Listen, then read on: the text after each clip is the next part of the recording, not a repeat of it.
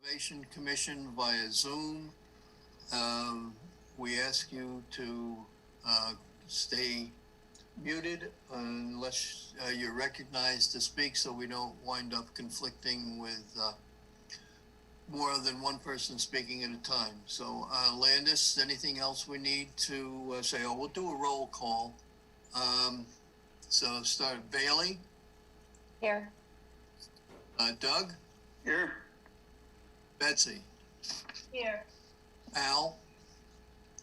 Here. Jack here. Okay, Landis, you want to add anything more that we need to add? And start the first hearing? I would just say I want to welcome Bill Gunther here tonight, who's going to be discussing the MVP action grant that the town received to do a culvert assessment and green infrastructure, or culvert survey and green infrastructure assessment. This project's been going on, I think, almost 2 years. Maybe, Bill, you can correct me if I'm wrong. And tonight, Bill will present the plan that Fuss and O'Neill put together based on all the work they did out in the field and in the office. You might just explain, if anybody's looking, what MVP is all about, Landis? Or Bill's going to do that? I'm going to let Bill explain that. I have a hard enough time remembering what MVP means, Municipal Vulnerability Preparedness. That's right. You're there. Otherwise, sometimes known as climate change planning. Climate resilience. Climate resilience, yes. I guess you're on, Bill. Go ahead. All right, I'm going to try and share my screen here and pick the right one. And you're going to see yourselves here for a second, but that's because that's where I've got the presentation loaded. Can you see the presentation now? Yeah. I can. Excellent. We'll start back at the beginning. All right, so as Landis mentioned, first, thank you for having me here tonight. There's a lot to go through with this project. A lot of work went into this project.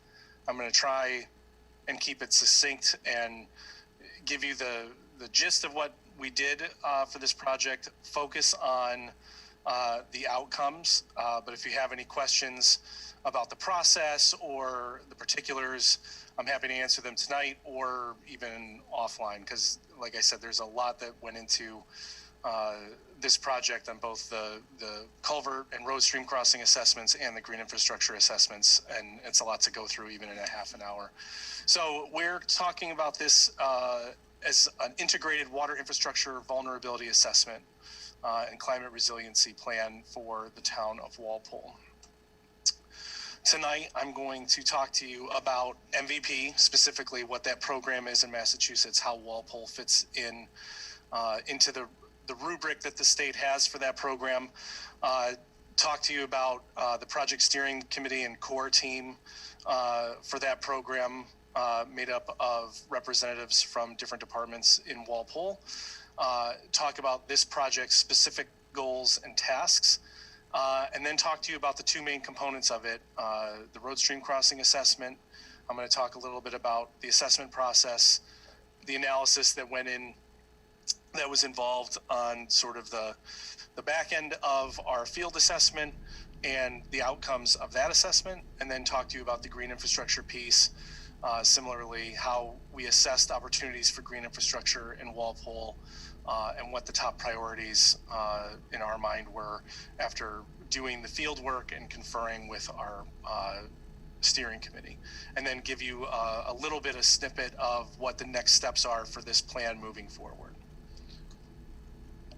So for those who are not aware, the MVP program stands for Municipal Vulnerability Preparedness, and it is adaptation to climate change, but it's talking about climate change not as climate change, but talking about it in terms of resiliency. So taking some of the sting out of the words climate change and talking about how your community and the communities of Massachusetts are going to be resilient to these changes if they are to occur. Obviously, there are things, on a local, state, federal level and even global level that need to occur to curb the effects of climate change, but how is Walpole going to be resilient to those changes over time and plan for the future?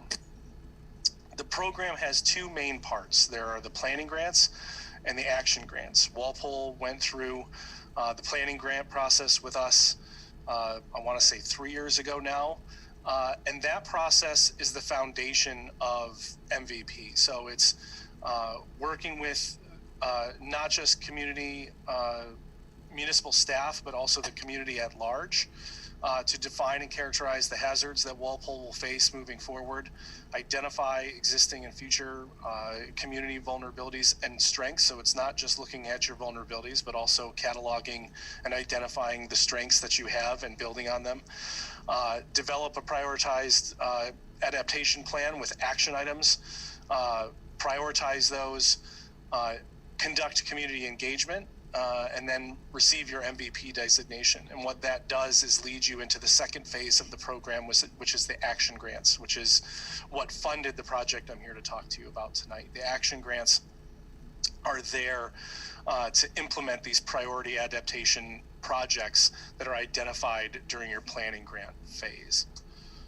So to look at them in the two buckets, the state has available grant money between $15,000 and $100,000 per community to do your planning phase of the project to become an MVP certified community. Walpole received that grant that was at no cost to the town of Walpole to do that process, and they received, I want to say it was like $21,000 to do that process. Once Walpole was certified, we looked at the plan and identified priority actions from that plan and sought action grant funding. And every year the state has available around $10 million for these action grants. And as communities have entered the program, the action grant phase has become very competitive to get those dollars. Walpole was fortunate enough to be an early adopter of this program and received an action grant to do this critical work ahead of some of that extra competition that we're seeing now. I want to say there are 80% of the municipalities or higher now that are MVP certified communities in Massachusetts. And last year, the action grant round, EEA received requests for $46 million worth of projects, and they have $10 million to give away, to give you an idea of the competitiveness of this program. I will say, though, that the program is one of the best in the state in identifying priority projects and getting money out to these communities to deal with climate resilience moving forward. So Walpole got an action grant, and it was because we looked at these core principles from the MVP program. We used the best climate data available. We identified nature-based solutions that we wanted to focus on and how we went through our planning project, which I'll talk about more later. There's broad community benefits to this project that you will see, not just from hardened infrastructure or water quality basis, but also flood protection, which was a focus of this project. You have benefits to aquatic organism passage and habitat as well. Other core values of the MVP program are regional solutions, innovative and transferable approaches. A lot of what we did in this project is transferable, and we've been working with other communities across the state to do similar projects. So in taking into account these core values, we identified this project as a priority action item for the town of Walpole. I wanted to take a little bit of time to talk to you about what the climate data is that we're using to make our decisions with this process, and what's sort of focusing our work under the MVP program. And I'm looking at this, excuse me, through the lens specifically of the Boston Harbor Basin, but the state has data for all the major watersheds in Massachusetts. Walpole's two major watersheds are the Neponset River, which makes up about 90% of land area of the town, and that's part of the Boston Harbor Basin. The other part is in the Charles. I will tell you that even though I'm not going to go through the Charles River data is while not identical, it's nearly identical to the data I'm about to present to you. So I didn't think it was worth having two tables in front of you. So we're talking about climate change and climate resilience for Walpole in two major lenses: rising temperatures and changes in precipitation, both the amount of precipitation and the intensity of precipitation. With this table, what I want to show you is sort of the data behind rising temperatures. So on average, Walpole has an average temperature of 50 degrees, and we're looking at that temperature to go up 2 to 4 degrees over the next 10 years or so. 30 years for the planning phase, obviously, because the climate data that was used to make these predictions stopped in 2000. So we're already starting to see that. And then by the end of the century, have our average temperature rise by as much as 10, 11 degrees Fahrenheit. The next two lines in this table, I think, are even more telling. It's the days above 90 degrees and the days below 32. And that's where we're going to see these huge shifts.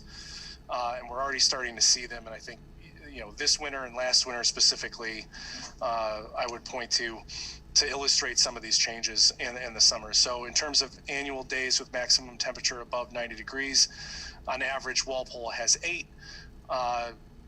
By 2030, we're expecting 6 to 16 more days above 90 degrees. You have to look no farther than last summer and the droughts that we experienced extending into September and October, and even in December in some places in Massachusetts, to see that. And then by the end of the century, you're looking at almost potentially 2 months more over 90 degrees. I mean, you're talking like that's the Carolinas, right? Like that's the temperatures the Carolinas experience, having 2 months more over 90 degrees. And then the reverse is predicted for days below 32. So right now we have 119 days on average below 32 degrees. I did not look up to see how many days we had below 32 degrees last winter, but I bet it was a lot less than 119, judging by the snow cover that I had here. I live in Mansfield, so I'm only a few towns over from Walpole. And I know it wasn't very much different for Walpole. For precipitation, the data is similar. We're going to see increases in precipitation and the amount of precipitation. The one graphic I don't have here that I would also like to mention is it's not just the amount of precipitation we're going to see changes in. We're going to see changes in the intensity of that precipitation. So the state is predicting that your baseline of 46 inches of precipitation is going to go up by as much as 10 inches of precipitation almost by the end of the century. You're going to see 5 to 6 inches more of precipitation per year, 10 to 30 years from now. The intensity of that precipitation is a big factor as well. And the climate data that we're seeing now is saying that you're going to have 1 to 2 days worth more of storms with greater than 1 inch of precipitation. And that's a lot, frankly. And then the second line in this table is the annual consecutive dry days. So right now you're seeing 17 days on average, and we're predicting another couple days to that, as many as 3 or 4 by the end of the century. So what are these climate impacts going to have? You're going to have economic impacts, agricultural impacts, health impacts, infrastructure, and environment. So for temperature, changes in winter recreation, longer growing season for agricultural, increased incidence of pest, increased incidence of heat stroke, more potholes, power outages due to changes in temperature, and then changes in habitat with more days, over 90 degrees and below 32. You're going to see species migration as that habitat changes. And I mentioned the Carolinas, it's not too far-fetched to start seeing species that thrive in environments down there migrating and finding their way to New England in the not too distant future. For precipitation, this is going to be really more of the focus for the rest of the presentation, because this is more of the focus of our work. Dealing with economic impacts from precipitation, flooding, lost work time, health risks, emergency response delays due to flooding, road washouts, compromised bridges, sewer system overflows, and again, changes in habitat.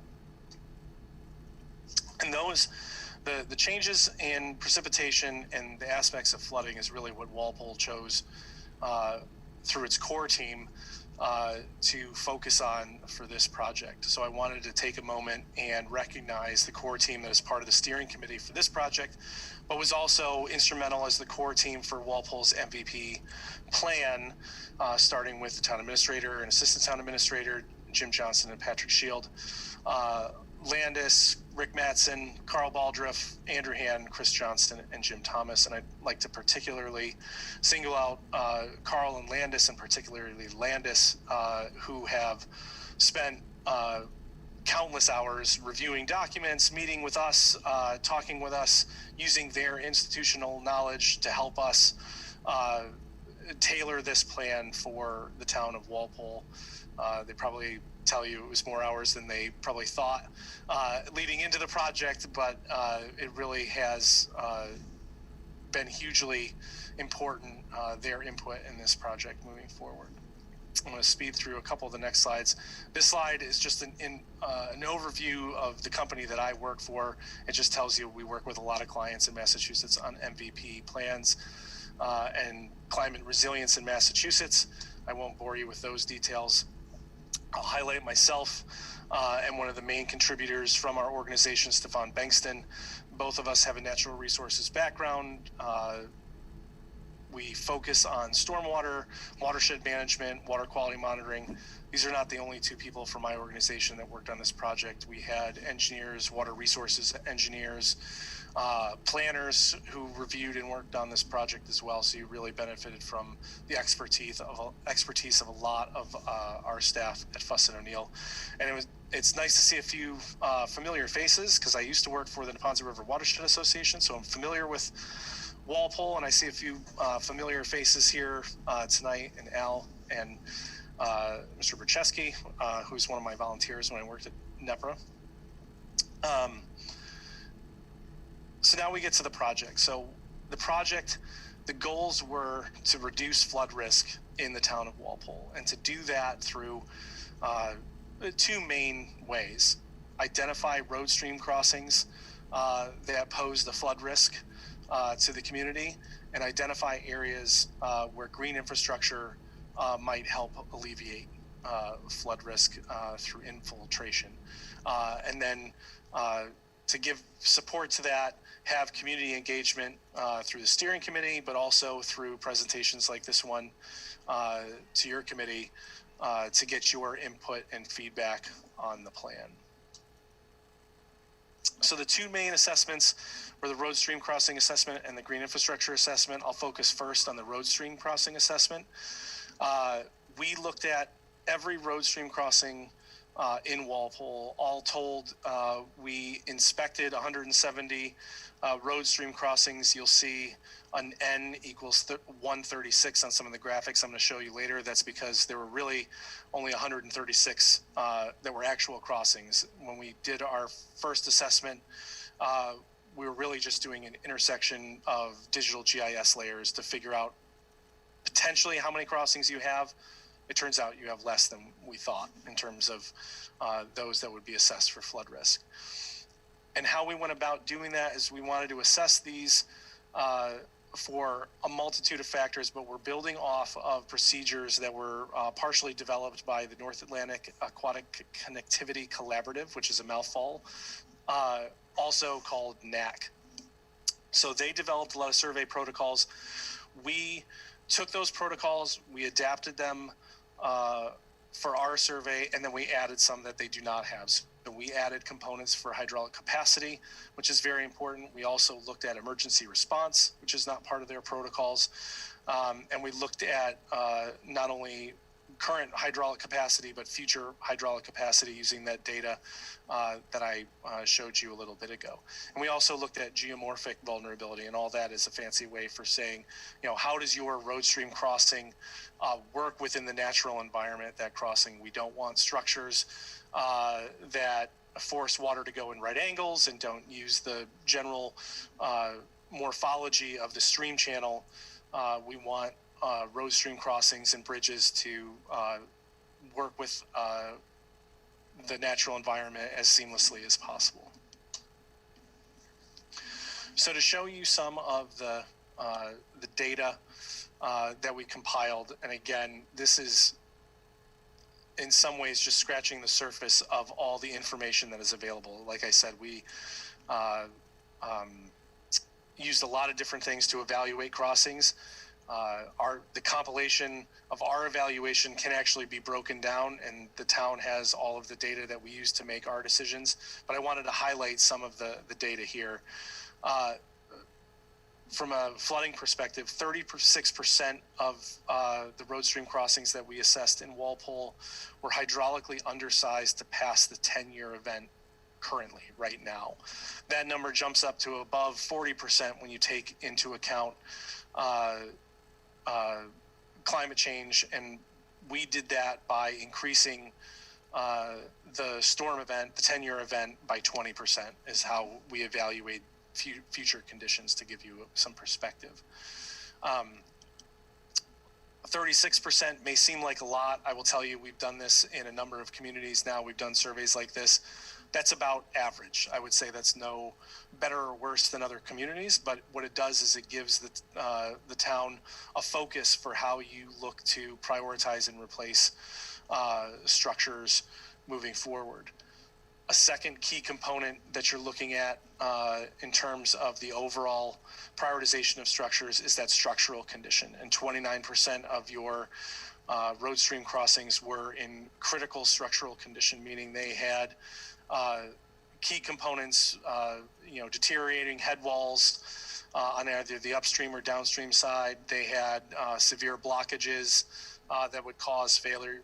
From a structural condition standpoint, we're mostly looking at failure mechanisms for a particular crossing based on the materials it's made of, and then identifying what that structural condition is based on our observations in the field. And then the other one I wanted to highlight here, which is part of the NAC protocols, which I think is particularly important with how you go about replacing these structures in the future. It has to do with aquatic organism passage. And Walpole, where it sits specifically in the deposit basin, is kind of at a critical crossroads in that basin. You're not really at a headwater area. You're not really in the estuary environment. You're sort of right in the middle of that watershed. And the connectivity of your streams is particularly important for that watershed. And the nice thing was 12% of your structures have a severe or significant barrier to aquatic organism passage, which is on the low side in New England, which is very good. So what that shows us is that as you prioritize and repair and replace structures, you don't really have to focus on the aquatic connectivity portion of it, as long as you're following mass stream crossing standards when you're replacing and repairing these structures. Things are by and large going to be in good shape. So what did we find? I wanted to highlight sort of the 10 locations that we found were most critical for Walpole. Again, the data we went through, 170 crossings we visited, 136 were ranked. I would tell you that of those, the top 40 or 50 would be ones that the town should be considering in the near term for prioritization. But I wanted to highlight sort of the top 10, as it were. And the first area is kind of a combination of multiple crossings. So what you have here, and it's a little bit busy picture, and I realize the writing is small. What you have are 3 crossings that are also intermingled with stormwater infrastructure, where the streams are actually passing through some of that stormwater infrastructure. This is an area that, frankly, sort of works outside the bounds of our survey protocols. And so our recommendation here is partially to replace a couple of the poor crossings on the upstream ends. You're seeing these with the yellow square rectangles around them. But really the focus here, based on all the infrastructure and everything that's here, the neighborhoods that are here, is to do a more detailed hydraulic analysis of how all this stuff is working, so you can understand how it functions, and by understanding how it functions, you can understand how to prepare for the future for this area. You know, this is an area where you have a lot of water coming off these neighborhoods, you have a lot of impervious surface, and then you have these road stream crossings that are intermingled in here as well. So it's a pretty complicated system. Excuse me, Bill, can Yeah. you just tell us where these are? Yeah, this is Oak Street and Spring Valley Drive. Sorry. Show us, have you got an arrow to point to it? Yeah, here's Oak Street. Here's Main Street. Can you see my arrow? I can see my arrow, but I'm not sure if everybody else can see my arrow as I move it. No. I can see it. I mean, it's a little hard, but Yeah, we Okay. can do it. Okay. So the idea would be, and you see all the green lines here are stormwater infrastructure. And then this section of the stormwater infrastructure, particularly as you follow my arrow, is where the stormwater infrastructure also intermingles with the stream channel. For whatever reason, New England is, in Walpole is not unique in this. This happens all across New England. It's really good at burying streams. And anytime you're putting a stream in a pipe, you're putting yourself at risk for flooding, because that pipe isn't sized appropriately to carry the water you're trying to put into it. And then you're potentially compounding that potential problem by adding stormwater as well as the stream. Does that make sense? Just exactly, where are these? I can see some of the street names. So this is Oak Street here. One road stream crossing is here at Audubon Drive and Oak Street, kind of. The other one it actually crosses a driveway over here, and then you have this other one on Spring Valley Drive. which just to add, so I'm gonna get all this stuff up on the website so people can look at it eventually. This Spring Valley Drive, one of our public hearings tonight is 5 Spring Valley Drive. So where the black mark is on Spring Valley Drive, that's the lot we will be looking at tonight. The pipe goes through their yard. So if that helps you out there. Okay, that's where we thanks. are.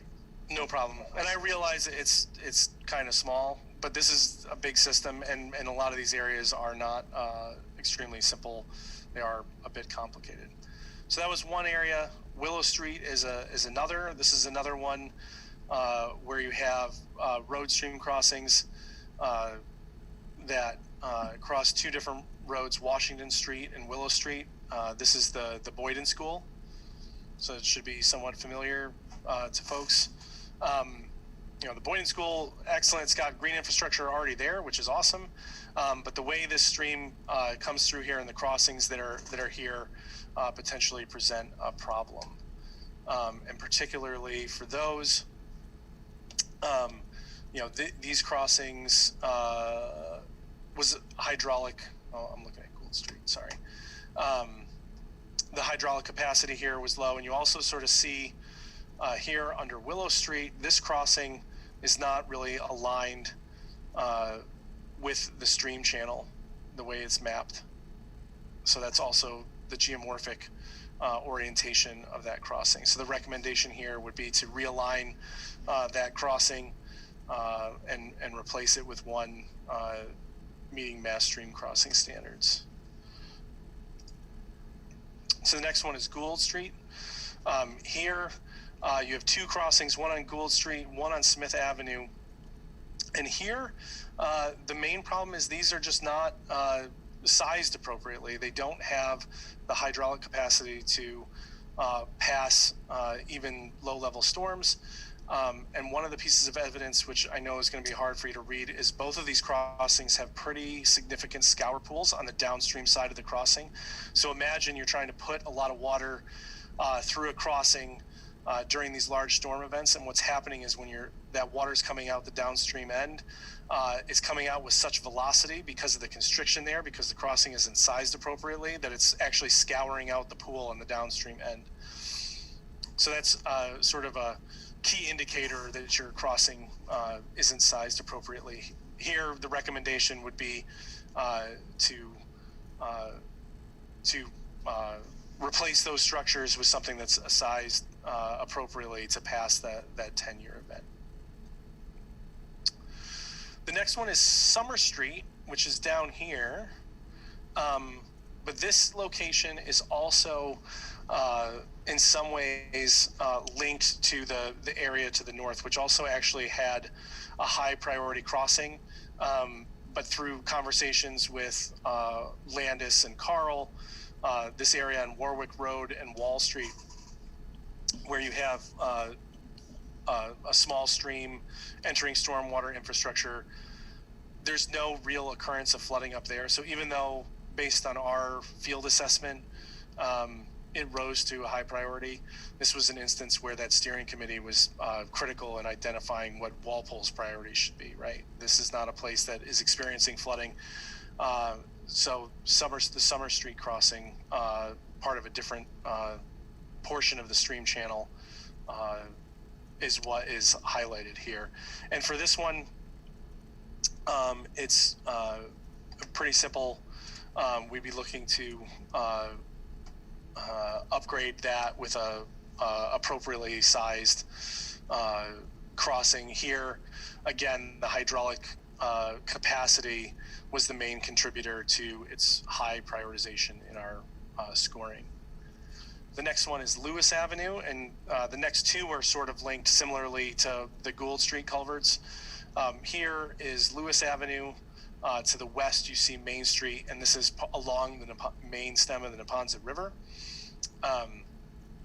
For these next two crossings, for Lewis Avenue crossing in Main Street, again, hydraulic capacity is just not where it needs to be. Neither of these were passing the 10-year storm, and then you add 20% increased precipitation,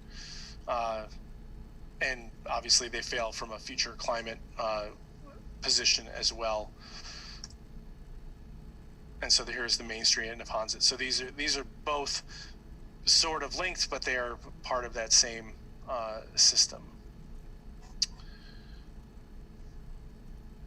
The next location is again on Summer Street, but at a slightly different location on the Neponset River. You also see Washington Street and Water Street on this. Here, I just get my scores up so I can see. That's Lewis. Here again, hydraulic capacity, and you're seeing a theme here. But here also, geomorphic risk. You have a situation here where this doesn't really align with the stream channel. The stream is, butted up against the road here on Summer Street. You actually have a drop down here. The aquatic connectivity was scored poorly here as well. So this was hitting on a lot of our negative impact scores for this crossing. Robbins Road is another one. Again, the scoring here, hydraulic capacity was a driver for this location, also geomorphic risk. For this one, while it ends up in our high priority, the main structures here, which you can't see in this image, obviously, are two large, I believe they're 48-inch barrel culverts. They are passing a lot of water, but and flooding isn't. You can see the school just up the road to further give you a landmark of where this location is. You're not seeing failure here now, but it's the future climate condition here that has sort of moved this into the higher priority. Here's the crossing, and you have the two large barrel culverts here. We would recommend replacing with box culverts or even a small bridge span to help alleviate that. You'd still have the connectivity. You would actually improve the connectivity of the wetlands on either side and improve your ability to pass those larger high-intensity storm events. Plimpton Street was an interesting one. Here's another one where the hydraulic capacity was not great. But here also you had aquatic organism passage. This is on the main stem of the Neponset River. There's a pretty significant drop at this western side crossing on Plimpton Street. And there's actually two crossings here because this channel through this section is somewhat braided. So you actually have water passing through both sides for most of the year. In our conversations, I don't think the eastern one goes dry completely. I think it's always passing water. But the recommendation here would be to, replace the crossing using mass stream crossing standards, but also get rid of that significant drop to increase aquatic connectivity for the main stem of the Neponset River here. Next one is at Main Street at Cobb's Pond. This is another location where you have a large pond funneling down to a very small road stream crossing here. This is Main Street along through here. This crossing also hydraulic capacity. I'm a broken record with the hydraulic capacity. This is just not able to pass 10-year events now based on our calculations. The structure that's here is a little bit outside of the rubric of our scoring system. So take that into account here as well. But here again, you'd want to see a crossing that was a little bit wider and able to pass larger, more intense storm events. The next one is Stone Street and Clark's Pond. This is sort of a unique one because Clark's Pond has actually two outlets, which was a little bit confounding to us. So you have sort of the main road stream crossing, which is this eastern one, and then sort of a low flow or a high flow alternate channel to the west.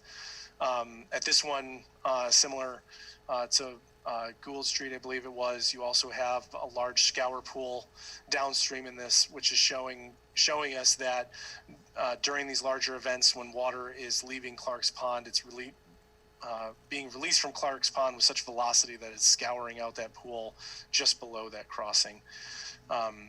Here it's a little bit trickier for Stone Street. We'd be recommending some more study here just because you're dealing with two outlet structures to your pond, so it's not as simple as just upgrading the structure. You got to take into account the water that's being held back by that and how that all fits within the system that you're dealing with. So here, I think what would be more appropriate rather than just straight replacement would be to do a little bit more investigation into how much water you're dealing with, and then you'll better understand how you can upgrade those two crossings. Yeah, question for Jack and Al. Isn't it 3? Doesn't one of them go under the building? Isn't there a third one that's still going underneath the building? You know what I mean? Well, that would be one that didn't even make it onto our radar screen. No, because you wouldn't be aware of it. But I think there's actually 3 outlets. I'm not aware of that, Betsy. I can sort of see it now. I can see a channel back here under the building. I see what you're saying. Yeah. I think Al knows about it. I'm going to make a note of that. So, I mean, that wouldn't change my recommendation. I'll tell you that. Knowing that there's another channel that goes underneath the building, now you're dealing with a further control structure requiring even further study, I would think, and modeling to understand how you're going to deal with those crossings moving forward. Maybe you can consolidate and pass enough water here. Maybe you can't. I don't know. And I think you learn that through a more robust hydraulic analysis of that location. Here, structural risk was a big one, specifically for this eastern side. Was in pretty rough shape. Before I dive into the green infrastructure, and I know I've talked at you now for 25 minutes or so, maybe even longer than that. Any questions on the road stream crossing assessment? I know that was in some ways cursory. Like Landis said, we're going to get this information up on the website, and I would encourage you to go through it, ask any questions of Landis, but feel free to, in my information is at the end of this presentation. I'll also be giving that to Landis to put up on the website. Feel free to contact me. But any questions before I go any further on the green infrastructure? I just would eventually we get to discussing the crossing at Boyden School. That there is additional information. There's a culvert in the back in the woods. I don't know if you picked that up. At the Boyden School, I'll have to look at our data. I can go back to that crossing. I can fill you in on what happens there, but we don't have to do that now. Okay, I would love to hear it. That's an interesting location to be sure. I lived next door to Boyden School, so I know what was going on there. And that's the type of input we would love to include in this plan. So if there's something that we're recommending specifically for that location that would benefit from that institutional knowledge, we would love to absorb it and even alter the plan now before we finalize it. So, we can talk at a later date. You'll have my contact information. That'd be awesome. Okay. Any other questions on the road stream crossings? Awesome. So the second portion was the green infrastructure assessment. And here, remember back to our goals, was looking at this through the lens of flood risk. But here, using green infrastructure, you also have the co-benefits of improving water quality at the same time. Part of this assessment, because we were looking at flood risk, we were focusing not entirely, but primarily on those practices that infiltrate stormwater. So not really focusing on gravel wetland type practices or straight filtering practices, although we did make some recommendations for some filters, but really focusing on getting more stormwater into the ground and trying to revert locations back to sort of pre-development infiltration conditions. As part of this study assessment, we looked at soil types for infiltration. We looked at specifically publicly owned locations, so we didn't try and spend a lot of time looking at locations on private property because they're typically very difficult to install, and looked at places that had available space. I want to mention that because this part of the assessment also does double duty for the town of Walpole because it meets requirements under your MS4 permit. So you were able to meet some of the requirements of the MS4 permit through this MVP plan. So now I want to go through sort of the top 10 locations here, and these images will be a little bit easier to see, I think. So here, the high school was a primary location. There's a lot of water, a lot of impervious surface coming off the high school. You don't see the connectivity of the stormwater drainage, but you see these small black dots. These are all catch basins. The stormwater drainage basically follows the path of all these blue arrows in the water and ends up in this neighborhood. On this location with the stormwater infrastructure that we propose, infiltration basins along the tennis courts, infiltration basin here in this sort of grassed area, or underground infiltration underneath the parking lot, you're able to treat the entire water quality volume. So the 1-inch storm event, you're able to infiltrate into the ground on this location. These opportunities are actually somewhat redundant. You would not have to do some of these surface practices if you did this underground practice. The underground infiltration practices are just more expensive, but we wanted to give you that as an option. And then we also wanted to identify this area, the courtyard, as a potential, because it does look like it gets a lot of foot traffic, as a place where you could put some pervious pavers and infiltrate some more stormwater there. The next location is the town common location. The practices that we have identified here primarily are two different types of practices. One is underground infiltration. In talking with the steering committee, there was not a lot of people were very vocal that we should not be looking to do a lot of surface practices here, that this is a very important area of the downtown, and doing a lot of stormwater infrastructure in these malls and stuff in the common was likely going to not be ideal. So we identified areas where you could put some underground infiltration and get stormwater into the ground that way. We also identified this area along Front Street. Oops, sorry, go back.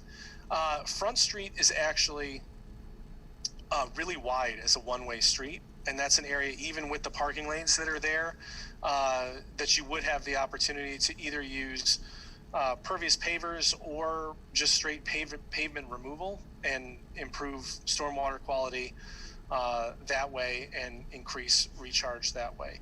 And to give you an idea of the length, this road, I want to say, is 30 to 33 feet wide. We were proposing only taking off 2 to 3 feet of that. So you're not really decreasing the travel lane that much. You would not be reducing parking. You'd just be able to reduce your impervious surface and improve infiltration and water quality that way. The next location should also be familiar. This is the area behind Town Hall and the major town parking lots back behind the businesses down there in the town center. This is an area that was partially previously identified under a NEPRA project that was similar to this, and we wanted to carry that forward, but then also highlight this area along Town Hall that would also benefit from green infrastructure. The way we're proposing it here, bioretention structures, these are more filtration structures. I think we would look to infiltrate water here if you could.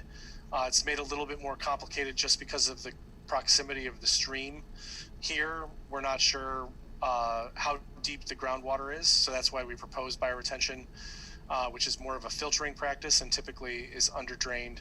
But if we could infiltrate here, that would be the most ideal. And the idea would be to put these infiltration areas and filtration areas within the public parking, not lose any public parking spaces, but create more of a public amenity while treating stormwater in your public parking areas in the downtown.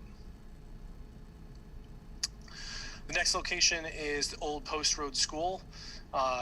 We actually had a separate conversation with the school's facilities manager, which I think was really important, and he identified this as one area that the schools are looking at for rehabbing the bus loop, which is why this sort of rose higher on our list. Here, again, smaller infiltration practices and a larger infiltration practice underneath the bus loop. So you're not losing any parking, but you're able to treat the full water quality volume on site. And what that means is you're basically able to treat over 90% of the stormwater over the course of a year that's making it onto that parking lot.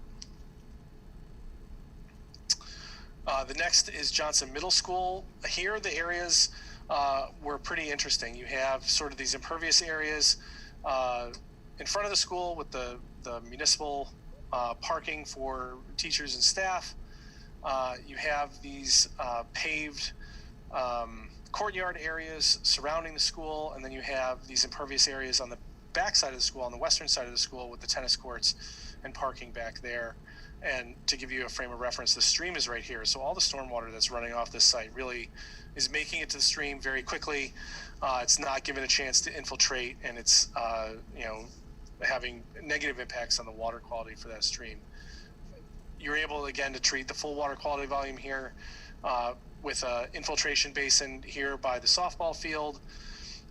You have an opportunity to do pervious pavers here in areas that are not typically subject to road sanding, so the maintenance would be greatly decreased, so a better application for pervious pavers in these sort of courtyards surrounding the school.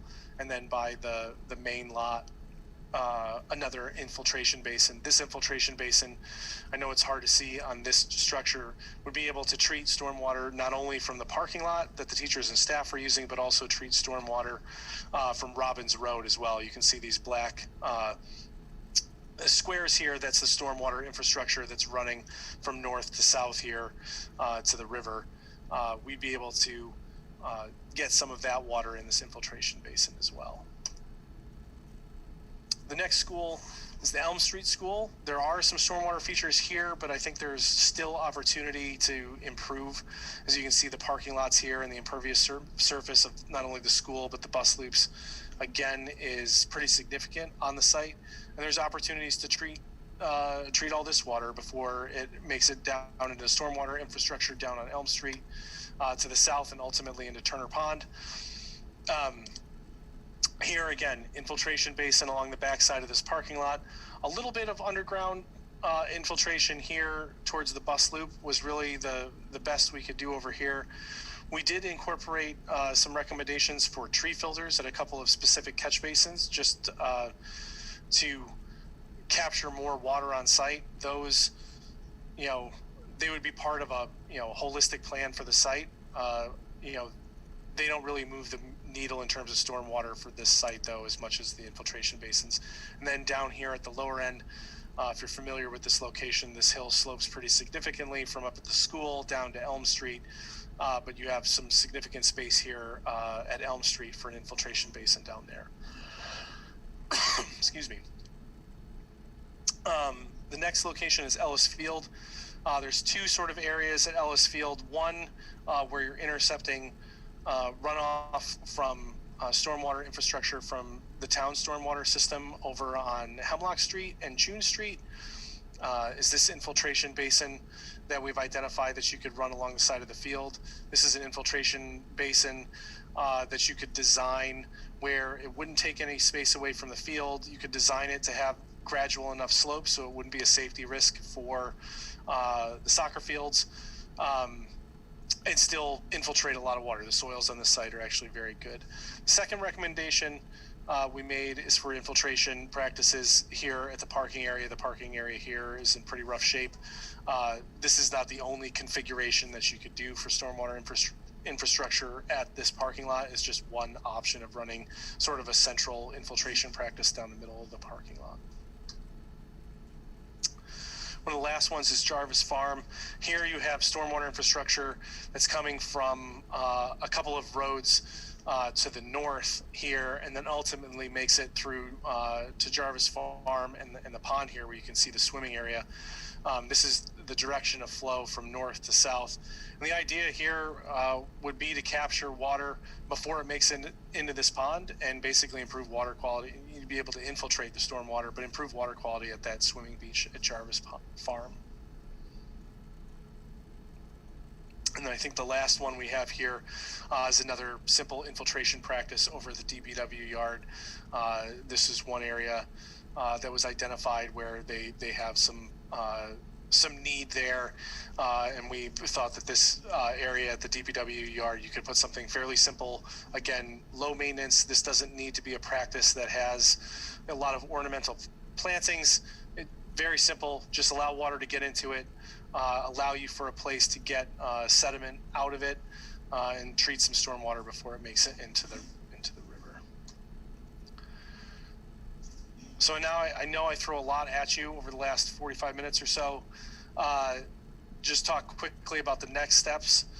Focus on those drainage studies for the road stream crossings. The town has already looked to fund some of those drainage studies. Some of that was delayed due to COVID, obviously.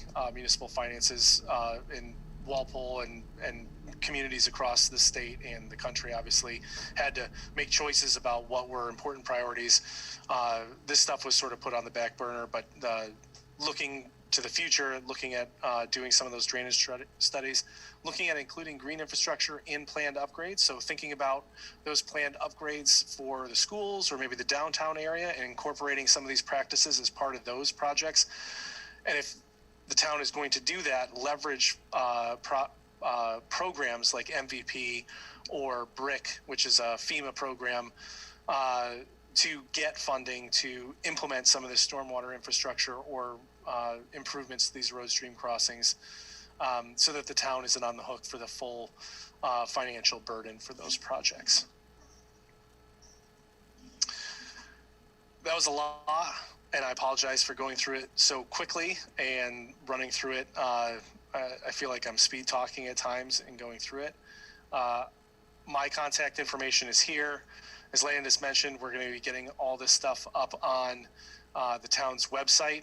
I encourage you to look it over, contact me if you have any questions. Jack, for you specifically, like the area around Boyden School, I'd love to hear more about where the water's going, where the pressure points are and the problem areas are. That's how this plan is going to, A, get better, and B, be successful in the future. So that's all I have. Thank you so much for your time. If you have any questions, I can take them now. Okay, thanks a lot, Bill. Looking at the time, I don't know, let's go through the commission at the moment.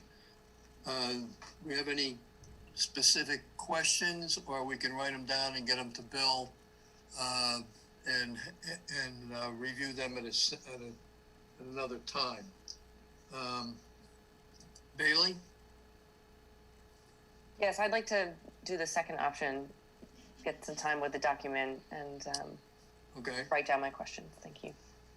Doug? Same thing. I do have one question, but it can wait.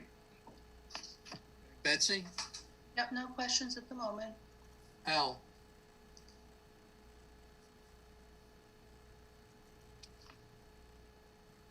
Okay, Al, and I do have some, but I think we can all kind of digest this, and is this a report available in written format?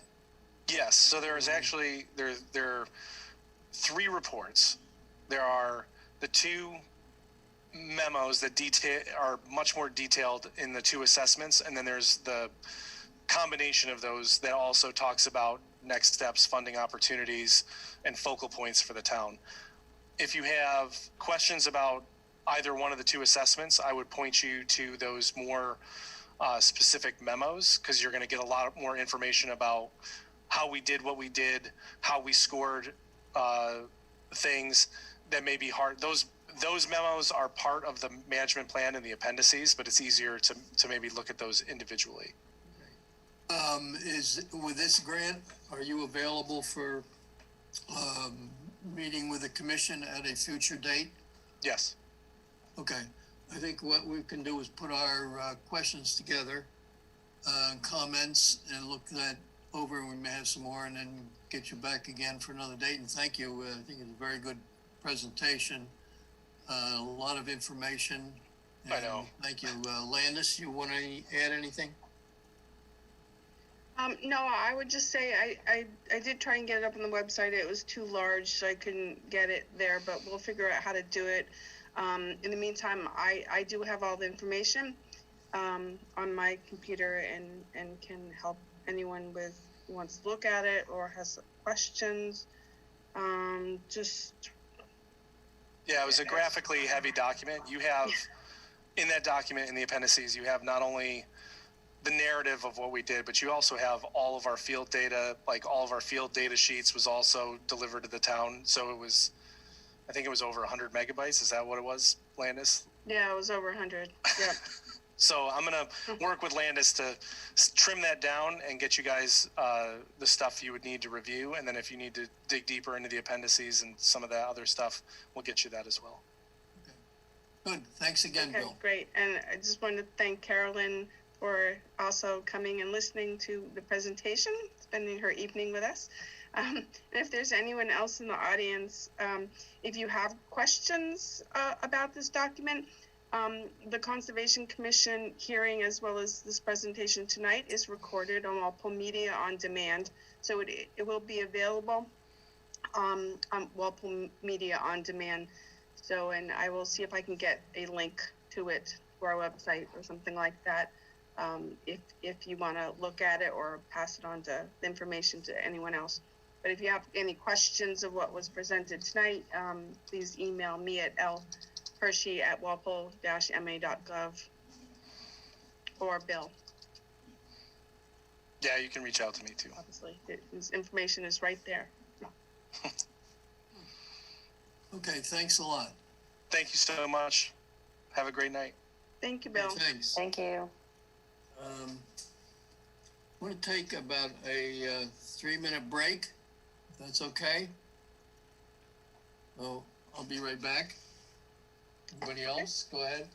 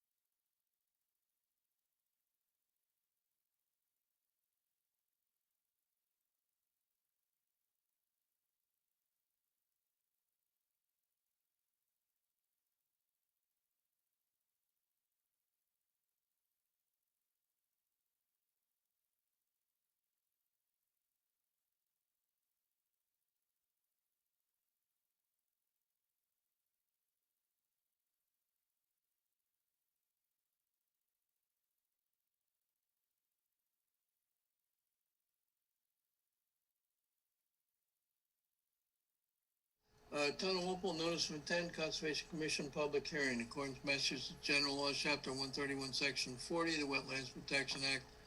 Town of Walpole Wetlands Protection Bylaw. Notice hereby given the intent of Gregory Clinton to construct an in-ground pool and accessory building located at 3 Lasivita Drive, within 100 feet of bordering vegetated wetlands. Plans are filed to Conservation Commission Office. Public hearing on the above matter held in Walpole Town Hall by a virtually accessible video on March 10th, 2020, beginning 7:20 p.m. All interested person requested to be present. Hearing's been opened and continued. The comment we had, which I think we may have read at the last meeting, is from the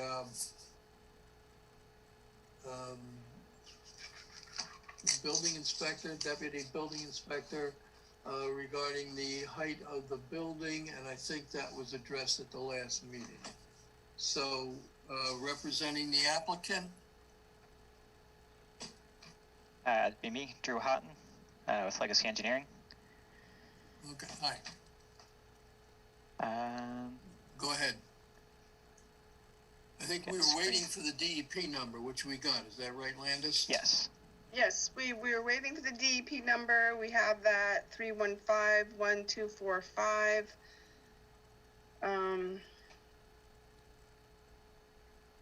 you want to just give a quick rundown on the project, but Yeah. So as the applicant intends to build a pool and a small pool house up behind their existing dwelling. Most of the work is in previously disturbed areas, and the wetlands are located about 45 feet from the proposed limit of work. And as you said, we didn't have the DP file number last time, which we have since gotten. right, I think Dan clarified the groundwater elevation for the infiltration unit, so that's all. Right? Yes. Good. So are there any other issues that we needed to clarify? No, I don't think so. I think we were just waiting for the DEP number. We couldn't close the hearing. No additional comments came in from DEP, so I think we're good to go. Okay. Do we have, let's go through the commission. We'll see if we have any comments. So Bailey, No comment. Doug, No comment.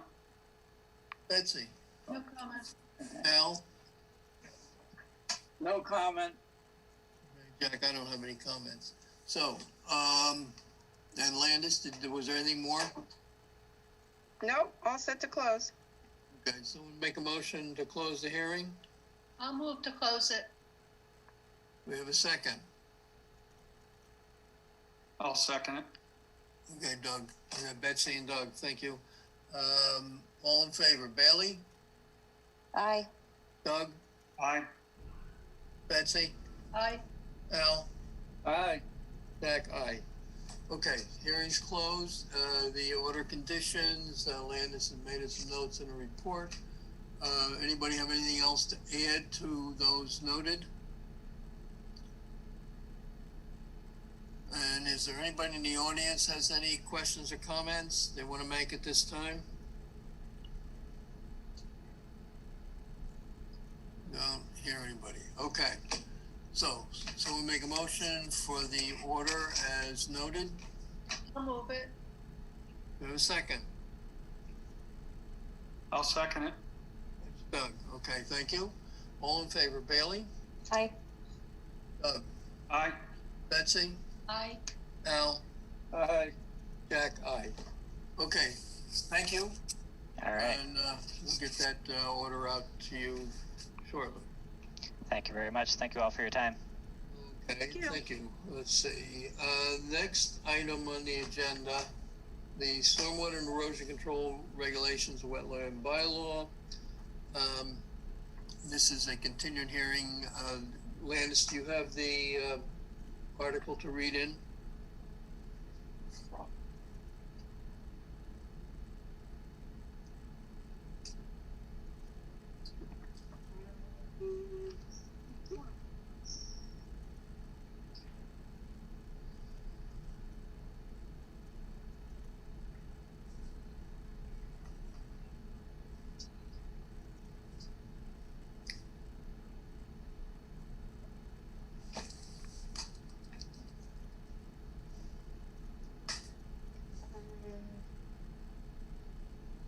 Town of Washington knows and Conservation Commission public hearing in accordance with Mass General Law, 71, Section 40, Wetlands Protection Act, Town of Walpole, Wetlands Protection Bylaw. Notice is hereby given of the intent to review the stormwater erosion control bylaw regulations and the wetlands protection bylaw regulations before the Conservation Commission.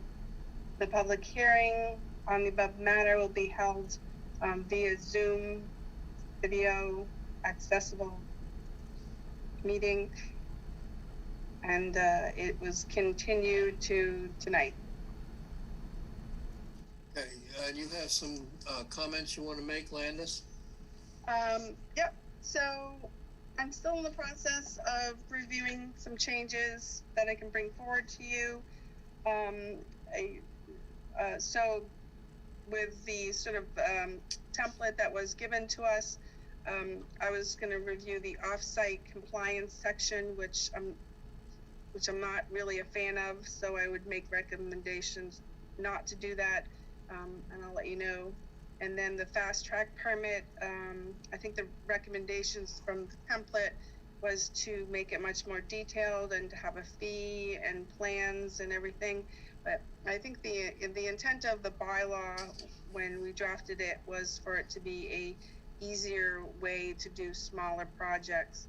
So I think that needs to be simplified, simplified permit application that someone would go through when they file a building permit, because it's attached to the projects that would require a building permit.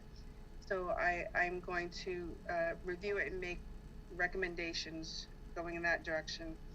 And then, so the third one, which is sort of the bigger one, was the compliance with the operation and maintenance plan.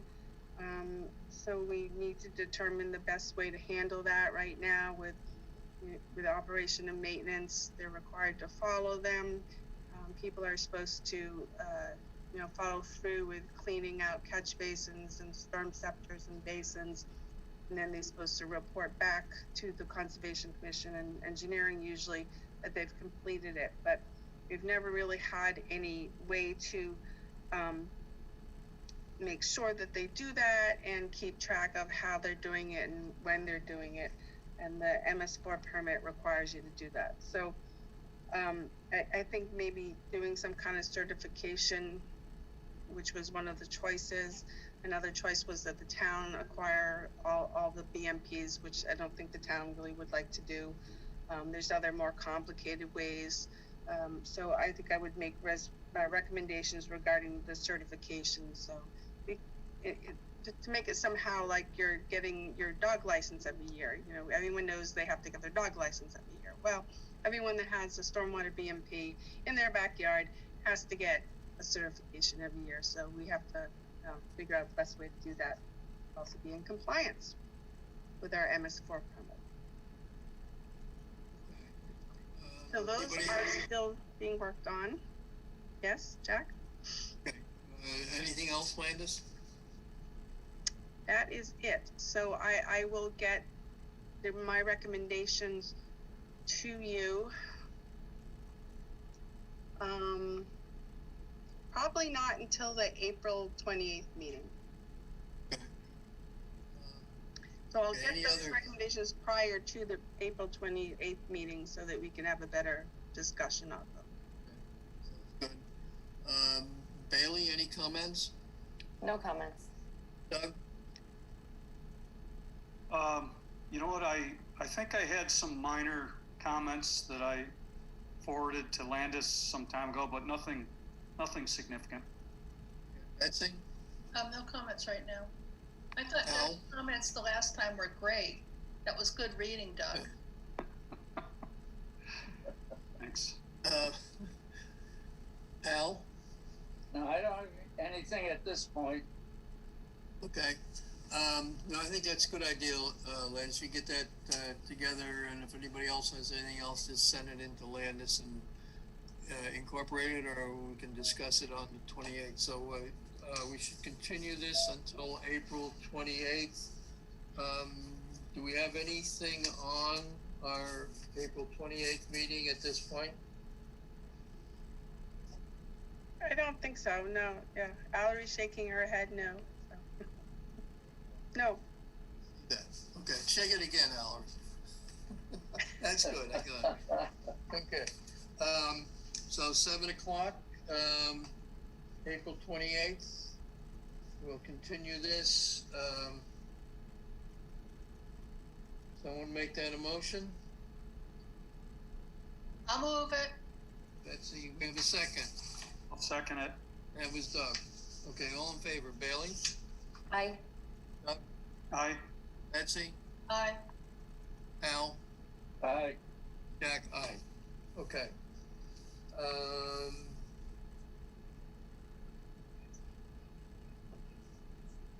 So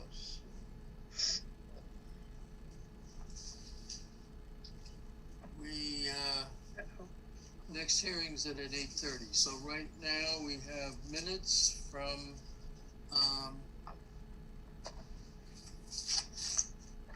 March 10th meeting. Someone want to move those minutes? I'll move them. Do we have a second? I'll second them. That was Doug. Okay, all in favor, Bailey? I couldn't actually open them, so I'll abstain, but I'm sure they're fine. Doug? I'm in favor. Aye. Okay, Betsy? Aye. Al? Aye.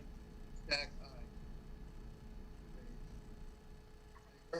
And one abstain. Now you, Bailey, I noticed you've had some problem. Are you trying to work and resolve this, that you can't open things? Is that? Yeah, it's interesting. I can open Landis's documents, but I haven't been able to open anything from Allery. It comes over in this win.dat file format, and it's just unopenable. Can you open the stuff that I sent from my home computer? Did you send that today? I just sent it before the meeting. See if you can open that, and if you can, I'll just send you a separate email before meetings with all the documents from home. Okay, thank you. I can ask Allery, I see that on my computer that it's a win, whatever. What is that? I can't open it. Doesn't open. I don't know. I'll have to ask IT. My computer's a little older, so maybe it's doing weird things. I'm not sure. Oh, so are a few of us, so I guess we have to live with that. Okay, but I mean, I get the minutes when you send it. It just has the other attachment that won't open, but I don't know what it is. It doesn't seem to be anything pertinent. So anyhow, someday we'll figure that out. Okay. So there's the minutes. Now, Landis, I don't think we heard any response from Wall Street Development or Lou Petrozzi and or Rob Truex on Boyden Estates. They were supposed to get us something for our meeting tonight. Did we get anything? Yes. So later this afternoon, I did receive a memo from GLM Engineering and an email. Email stated that Lou Petrozzi, they had to go to the ZBA meeting, so they couldn't come to this meeting. But his letter, basically, I'm going to read it. That's okay? You want to address it now, or? Read the letter, and then we can decide whether we'll take it up after you send it out to everybody or what. Go ahead and read it. Yeah, okay. So, dear commission members, we have reviewed the wetlands area and the stormwater runoff as it pertains to the flooding which occurred on lot 6. We have the following suggestion: to resolve any further overflow flooding out to the wetlands area to the abutting properties.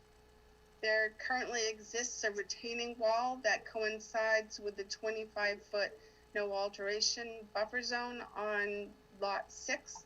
The wall ends along the northerly side of the property, which is adjacent to lot 5, where the grade is lower than the top of the wall. This is the area where the wetlands overflowed during extreme storm conditions. We recommend the following. We recommend extending the wall to the bend to blend the top elevation with the existing grade. This will provide additional storage volume within the area. Install a spillway in the wall approximately 3 feet in width, the depth of 1 block, with a swale extending from the spillway to the rear of lot 6. The spillway and swale will provide an outlet to the wetland area that does not direct flow to the abutter's property. Please let us know if you have any questions. We look forward to discussing this resolution with the commission. Okay. Sincerely, Rob Truex. Since you just got it, I don't know if you've had a chance to really review it and look and see if it makes sense, but we can go through. Do you have any comment at this point? I really do best with visuals. So even if you did a sketch or something like that, I mean, I guess Yeah, definitely like to talk to him a little bit more about it. I mean, if there was an outlet on the backside to that wetlands originally, yes, they kind of missed it when they were delineating the wetlands. So I think it's a good start. But yeah, I would like to talk to them a little bit more about it. Bailey, any other comments you want to make? No comments. Okay, Doug, No comments. Betsy? Yeah, my main comment is deadlines, deadlines, and deadlines. So it's like, Landis, I know you'd like to talk to them when, and then I know we'd like to have them come back with a visual when, because I think if we leave it up in the air, then it could go on for many more weeks and months. So Landis, can you email and say that you'd like to talk to Rob like this week, and that we'd like to have a visual for the next meeting? Something like that. Okay, I think that seems reasonable to me. Anything else, Betsy? Nope. Okay, Al? I'd like to see the same. I think what originally came up with this is that there was no outlet, that the whatever water was in that wetland area just disappeared into the ground. So what it sounds like they're proposing is to increase the size of the ponding area and volume, and then create a path for the water to go directly to the wetland instead of overtopping and going down into lot 6 and or lot 5. So I think it makes sense. But yes, I would like to see a plan and some elevations, etc., of how they're going to do this and what else needs to be done with getting that from the wetland area from the wetland pool, let's say, on lot 6 into the wetland area that they're going to discharge to. So I think if you can get in touch with Rob and copy Lou on that and give us details, and that we would expect that for our next meeting.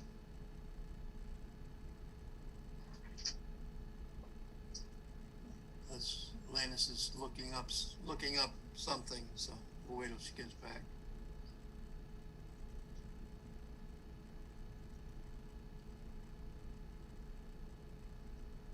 Okay. Sorry, I have to head off the vacuum cleaner. It's making it so I couldn't hear a thing. Okay, you have to wait another month for the cleanup. Well, he was actually in the hall, but it was loud enough that it was beginning, I couldn't hear. So, yeah, I mean, I don't want a design that's going to turn this thing into a detention basin. So, but. Okay. So did you hear the timeline, as Betsy suggested? Yes. That let them know, get back to Rob and Lou with it sounds okay, give us details, and we expect a drawing showing us details on this by our next meeting of April 14th.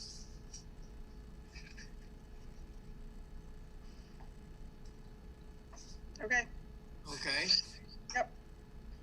That sounds good. I think we can just keep this on our agenda for April 14th. Yep. Did you want to vote on anything? Or is this sufficient discussion and direction? I don't think there's anything to vote on at this point. Okay, good enough. Thanks. Let's see. 824. What else do we have? Oh, Pinnacle Point Trail. Who wanted to discuss that? Actually, I think we need more than 5 minutes for it, Jack. I can't imagine that we're going to just do it in 5 minutes. Okay. And we have a hearing in 5 minutes. Sorry, Gary, but.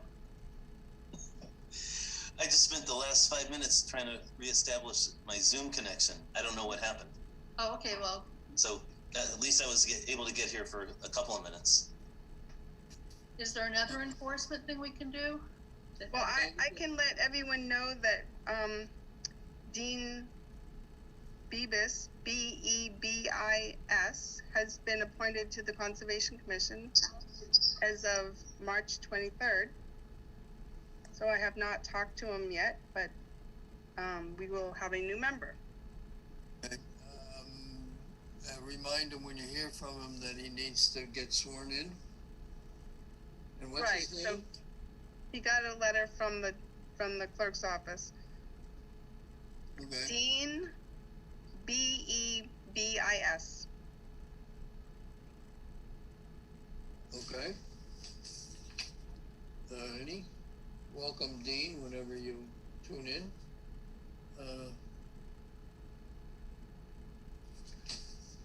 Okay. We have 1900 Main Street, nothing new. Correct. Still waiting to find out what's going on with that property. Palmer Lane, I don't think there's anything new on that. No, they did give me an update, and the engineer is putting together a restoration plan, which I assume will be then submitted to the Conservation Commission. Anything new on that Brookside Village? No, I did talk to the developer recently as well to where they need to get their certificate of compliance, but before that they need to do some cleaning up of the wall where it was falling apart and sediment was occurring at the bottom of the wall, and the pipe from the roof drains that was just put in the middle of the detention basin, and then a couple of the roof drains that hadn't been infiltrated yet. So I did go over those issues with him, but I think there's still a disagreement between the condo association and the developer as to what the responsibilities are. Pinnacle Drive, Lot 9, is anything new on that? No, so I don't think there's really any other action to occur as far as that lot at this point in time. They put up erosion control and stopped the clearing that had occurred, as well as they're waiting for the determinations from DEP. Okay. Let's see. Did you want to, at this point, we get in either of those Summer Street issues in the next 2 minutes, minute and a half, or whatever? So just to, I think I sent out, the ZBA put a draft waiver on their website for 55 Summer Street and then asked for comments for it. So I put together a letter to the ZBA based on the conversations with the Conservation Commission and reviewing the decision, the draft decision. So one of the items that the commission wanted to make sure that if the ZBA waived the bylaw, that the plan couldn't all of a sudden change and the 25-foot no alteration area disappear and more developing get closer to the wetlands. And there are certain items in the decision that I feel that they did take that into consideration to safeguard that from happening.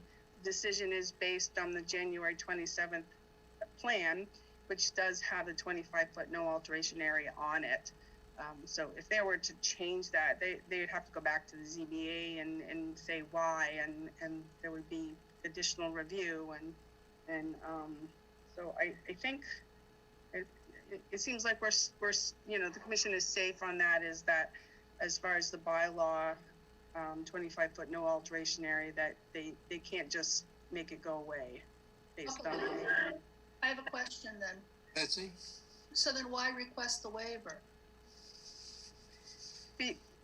because there were portions of the 25-foot no alteration area where they were working in, which was by the restoration area, which the commission did discuss, and near one of the cul-de-sacs. So those areas are the sections of the regulations that they brought out that they couldn't comply with the 25-foot no alteration area. Thanks. And I think it's just kind of standard procedure too, that asking for these waivers. I have a question on your letter, the last item, number 7, on the last line. You have that?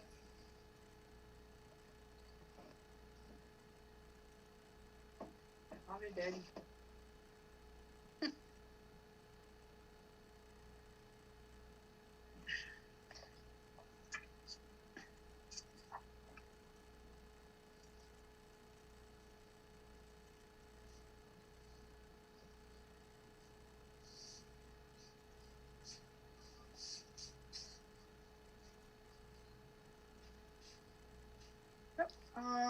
Well, go ahead. Okay. It says your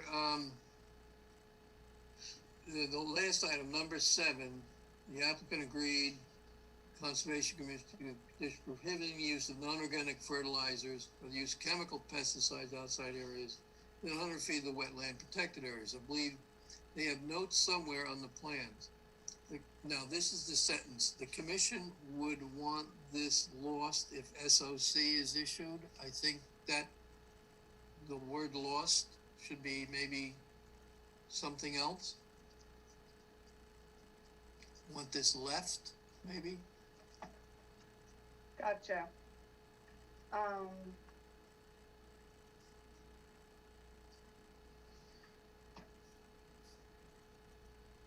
Okay. Do you see that? Which number is it, Jack? Number 7, on the last line, and 7 is the last item.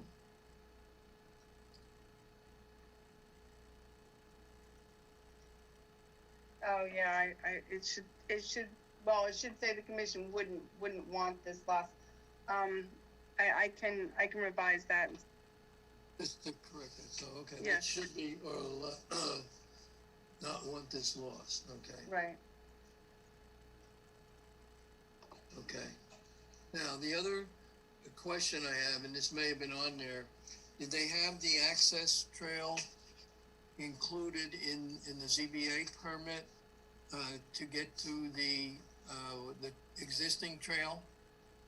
They said in our minutes that they were going to do that. Now, did that show up in the ZBA permit?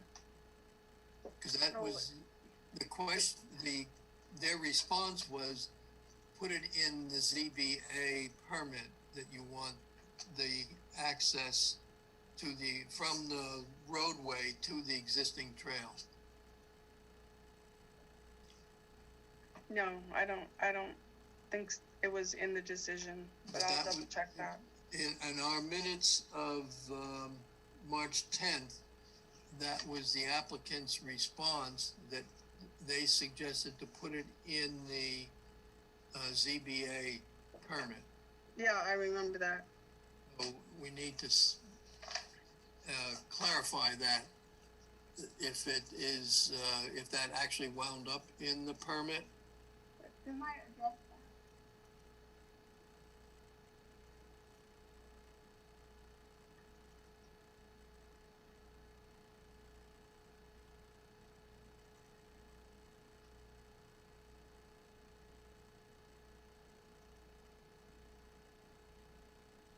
Okay.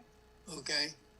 Yeah, I think I meant to address that the trail, because I don't think anything was in the decision about the trail.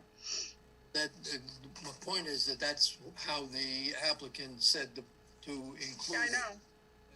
And we should include it in our order conditions as well, Yeah. but that should be in their permit. Okay. Anything else? Okay, we must move on here.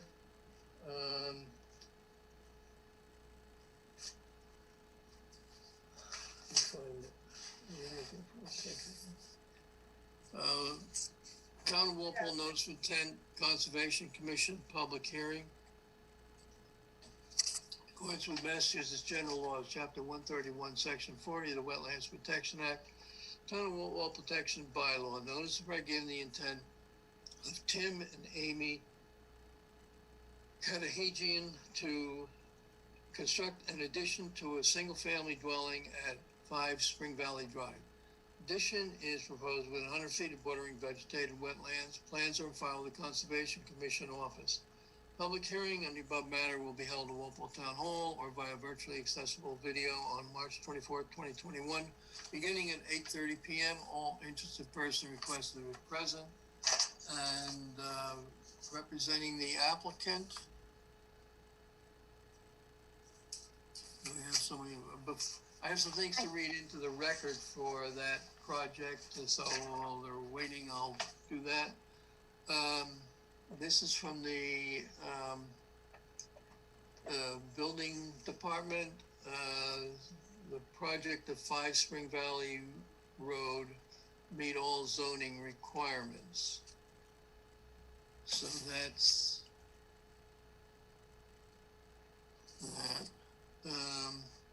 There is a letter from the town engineer. This is from Carl Boldup, town engineer, referencing the plan entitled Building Permit Plan of Land in Walpole, Mass, dated May 12th. Reviewed the plan only. The agent will review the notice of intent, jurisdictional issues with the board. Note the following. The plan shows what appears to be a proposed garage addition. It does not show modification to the driveway. We would suggest that the order condition leave flexibility for the applicant to enlarge the drive and curb cut if they desire.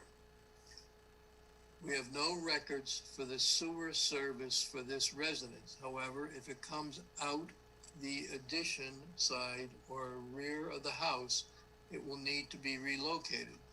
We ask that this also be allowed should it be necessary. Permits and inspection from DBW engineering will be required if this is necessary.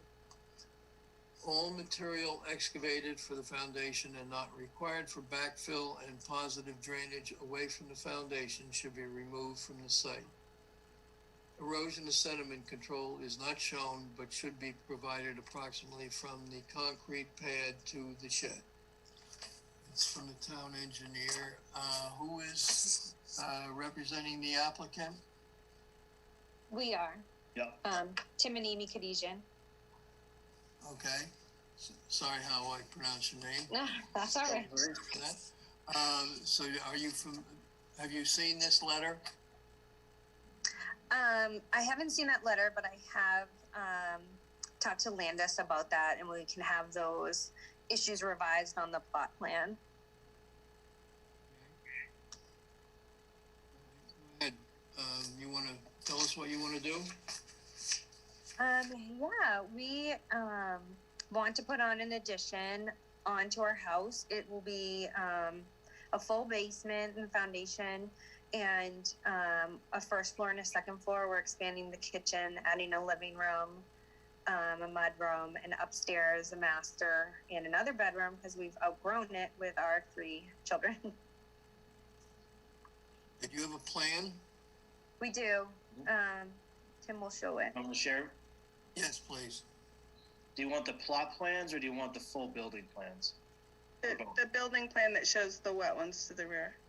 Not the architecturals, the Dunn and Mackenzie plan.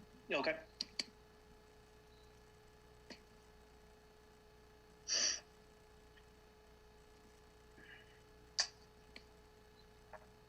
Can you see that? Yes. Okay. Let me know if you want me to zoom in, I can zoom in.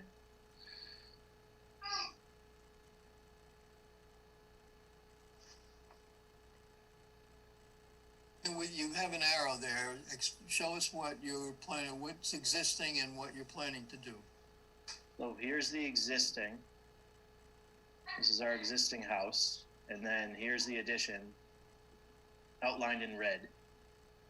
So it's 26 by 20. the proposed addition. And then our driveway's here.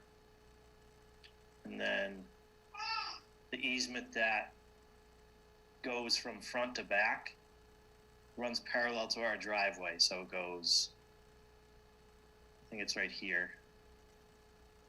It goes all the way out, all the way back, I should say, to here. That's the drainage pipe. Yep. And there's a head wall here, so it takes conveyance of all that water that kind of Bill Gunther was showing us. Yeah. Now, are you connected to town sewer, or do you have a septic field? We're connected to town sewer. Where that goes? I believe it's out the front. Out the front of the house, but I can have them add it. It should be shown on the plan, yes. And just so there's like a 3-season porch here that they're gonna remove. Yeah, so that's the porch here.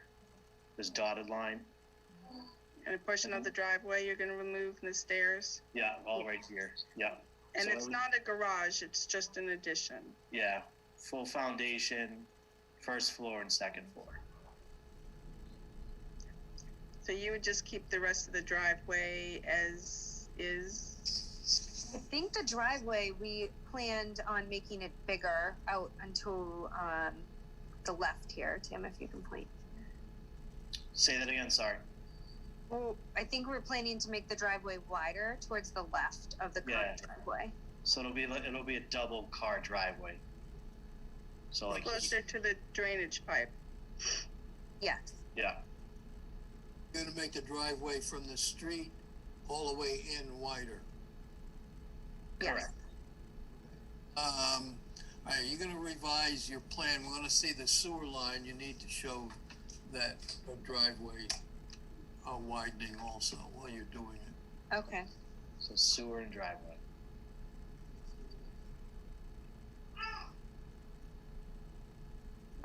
And then you'll need to show, so there should be erosion control compost sock that goes from like the concrete pad over to your fence to prevent any kind of sedimentation from migrating to the wetlands area.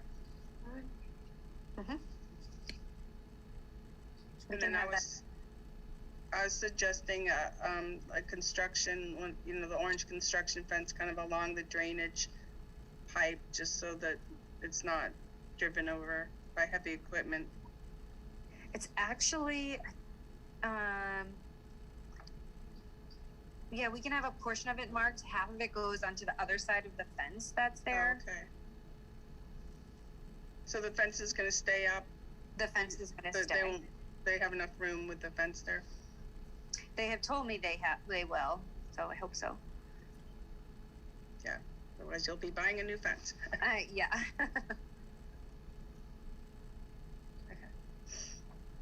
Okay.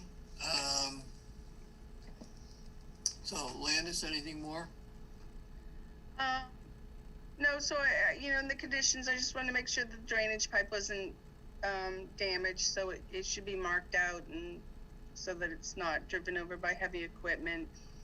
The rear is existing lawn, which goes to a stone wall here, and then there's the head wall. So the well and the fence. So I think as well as it's their property line, the stone wall is approximate property line. This is a river. This is the river that starts behind Cumberland, Cumbies, and then it goes into a pipe, and then it comes out here. So it's technically a river. So they do the riverfront area, but the riverfront starts perpendicular to the culvert outward, and then then there's wetlands associated with the river.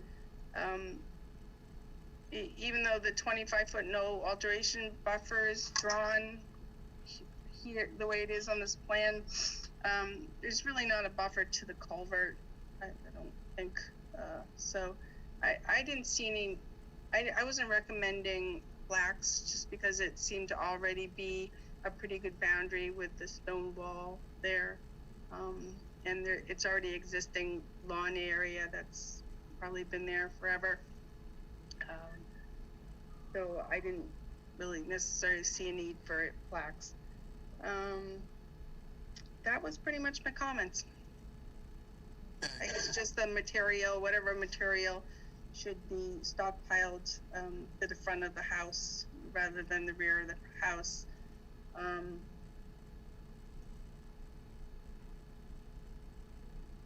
Yeah.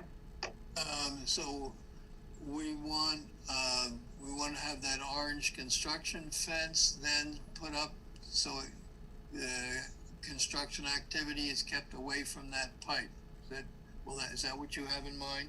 Yeah, I guess they need to locate where the pipe is on the side of the fence where construction is and safeguard that pipe with orange construction fence.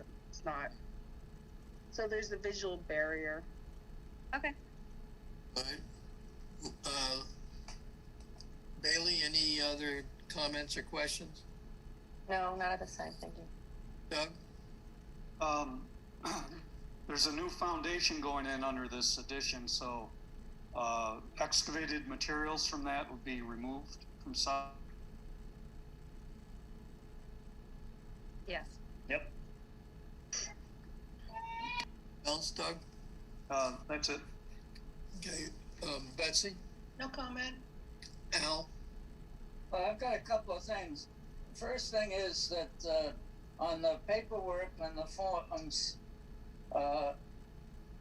there's an information slot that hasn't been filled out. It says general project description and it's blank. So I looked at this and I couldn't figure out what the heck is going on here. So they need to fill out that general project description so we have something that corresponds with the paperwork and the plan and fix the plan. I also noticed that the drain pipe isn't in the easement. That's sort of strange that here we have a 15-foot wide drain easement, but the drain pipe isn't in the easement. And the report we just heard about stormwater and all, and drain pipes, how is anybody going to fix this pipe if it isn't in the easement? So there's something going on there. And it looks like the things that are going to be demolished and removed, it doesn't say that here on the plan. So I really didn't know what is proposed to remain and what is going to be the final thing. And I commend Tim and Amy for taking this on by themselves. This is a terrible task for somebody that isn't involved in these kind of projects all the time. So I'm sympathetic to them, but I'd like to see the plan fixed so that we know what is happening there. And I think somebody has to look into this drain pipe easement and get it fixed so that if we have to change that pipe to meet the new stormwater requirements, that we don't get hung up on that. So those are my comments at the moment, but I commend them for taking this task on. That's enough for me, Jack. Okay. Landis, how do we go about clarifying this easement issue?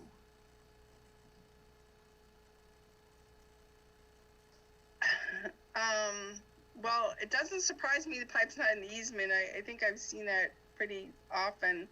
I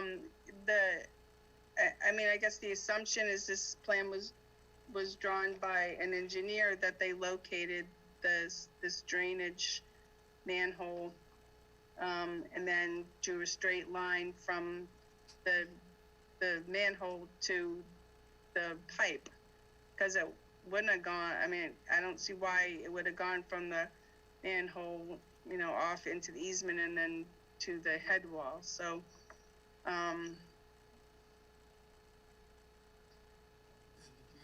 I guess we could bring it to the attention of the town engineer that this is not in the easement, or the easement is located in the wrong place on the plan. I'm not sure. Okay, if the pipe is as it's shown, and the easement as shown, would it be reasonable to get the homeowner to agree to an easement if necessary to access the pipeline if necessary over whatever time? I guess it would require an additional easement. I don't know what the exact procedure would be, but why don't you check with the town engineer and see? Yeah, I think that would be the appropriate location to go with the town engineer. And then you can advise the homeowner, you know, of how that's going to show up on the drawing, and in addition to the other things we had spoken about. Okay. Okay. So we've got several things to clarify on the drawing. So, can we close it with these things still in the air, or do we need to continue it? Well,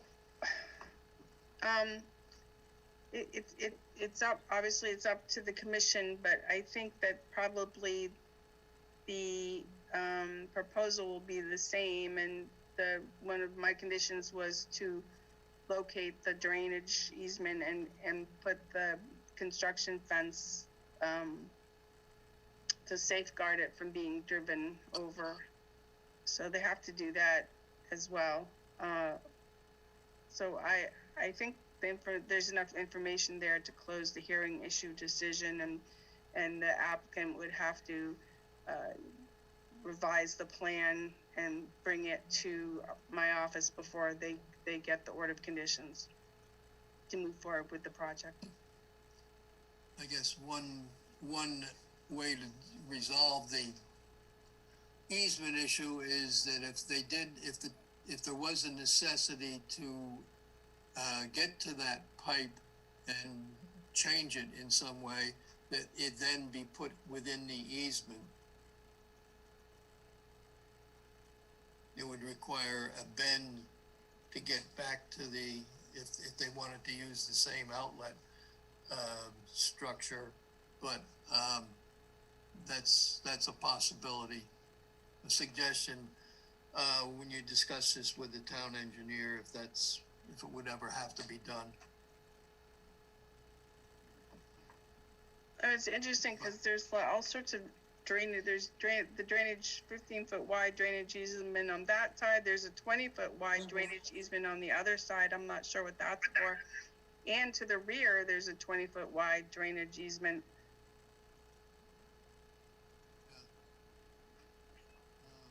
So that's what I mean, that instead of, I think there's enough, it looks like there's enough there that if something had to be done, it still could be done. Yeah, I agree.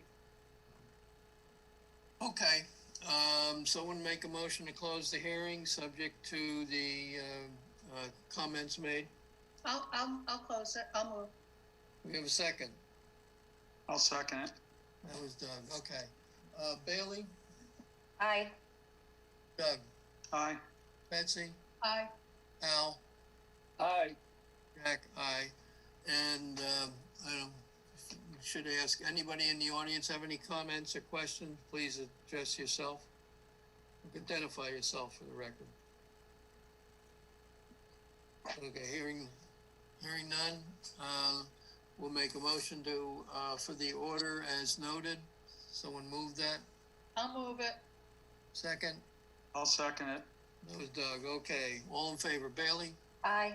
Doug, Aye. Betsy, Aye. Al, Aye. Jack, aye. Okay, So just to clarify, the revisions that we're looking for are, the sewer location on the plan and the driveway that you want to add the driveway expansion to the plan.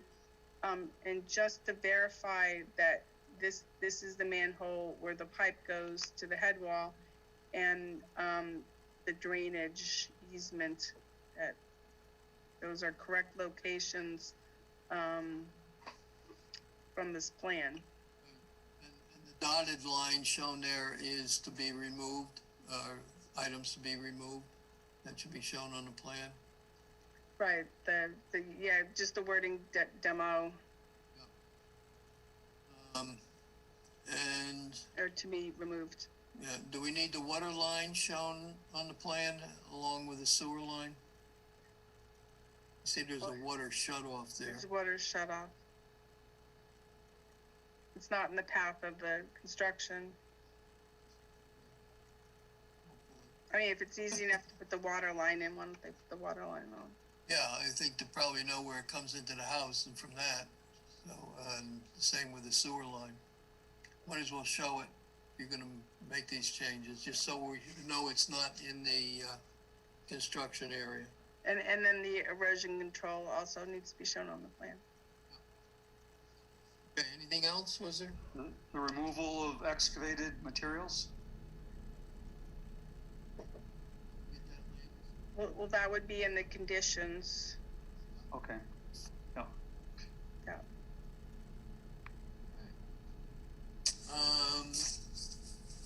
So we voted that, right? Yeah, I was just clearing it for the applicant. If you have questions, you can always email me or give me a call in the office, but Thank you. Okay, thank you. you're welcome. Thank you. Okay, the next item. Notice of intent, Conservation Commission public hearing, according to Massachusetts General Law, Chapter 131, Section 40, the Wetlands Protection Act, the Walpole Wetlands Protection Bylaw. Notice is hereby given the intent Trails Committee for the installation of trail boardwalk on the property at Adams Farm, North Street, map 7, lot 6. Plans are filed with the Conservation Commission office. Public hearing in the above matter will be held through a virtually accessible video Zoom meeting, March 24th, 2021, beginning 8:35 p.m. All interested persons request to be present. Contact Conservation at 508-660-7253 for access information to virtual meeting. So representing the applicant.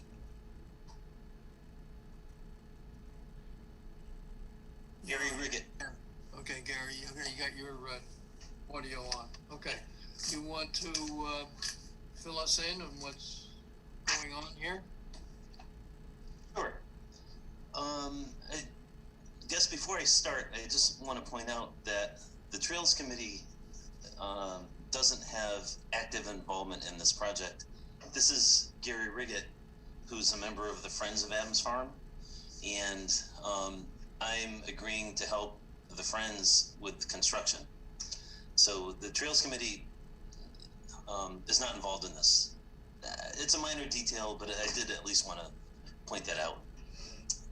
So what we're aiming to do is to span a wet swampy section at the far reaches of the Adams Farm property. This is actually behind the back field, and if you've been in that section, there's a power line, and this wet section is just into the woods beyond the power line. So this is the extreme west end of the Adams Farm property.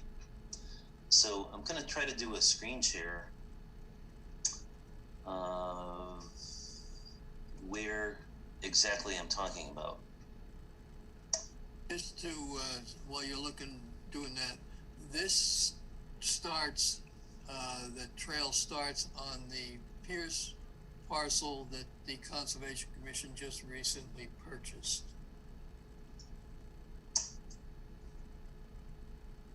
All right, so can you folks see this?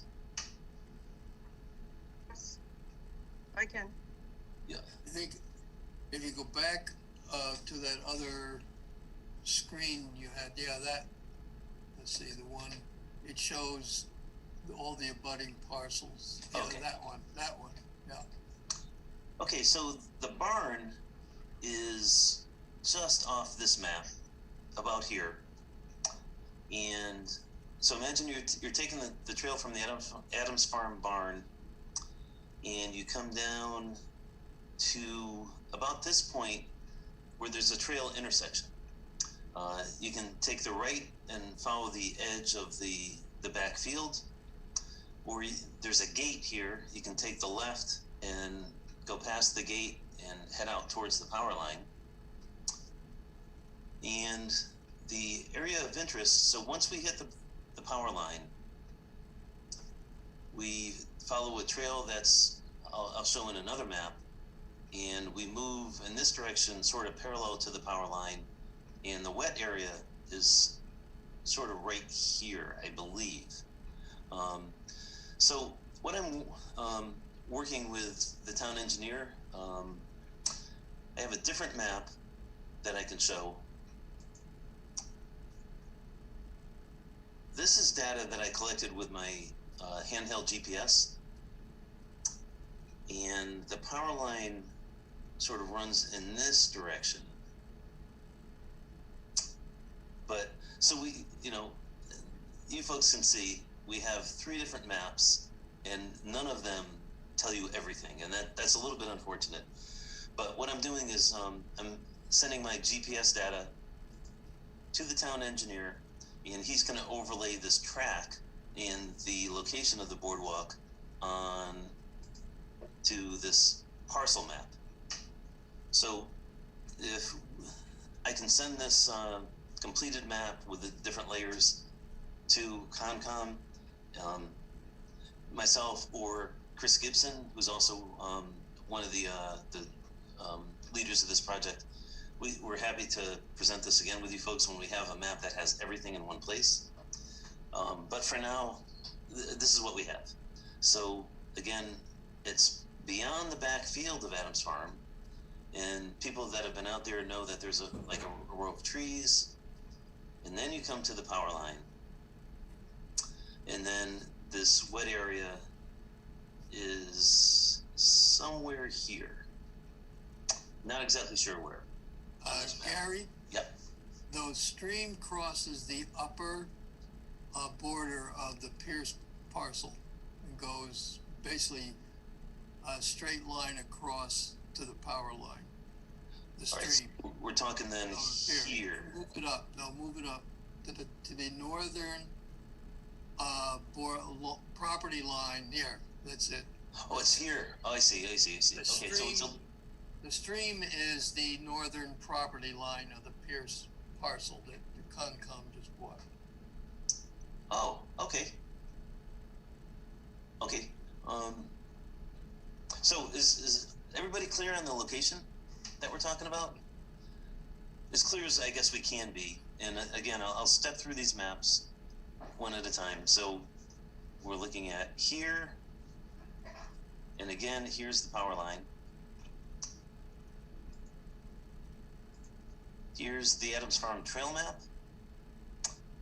So here we can see the power line, and this dotted line, the maintained trails at Adams Farm are shown in a solid line.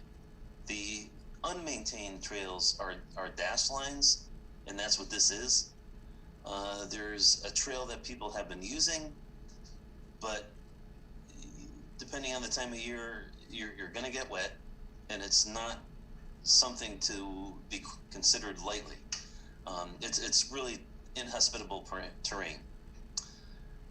So we have a couple of intersection markers. It's between 433, and hidden by this pencil mark is I think it's 423.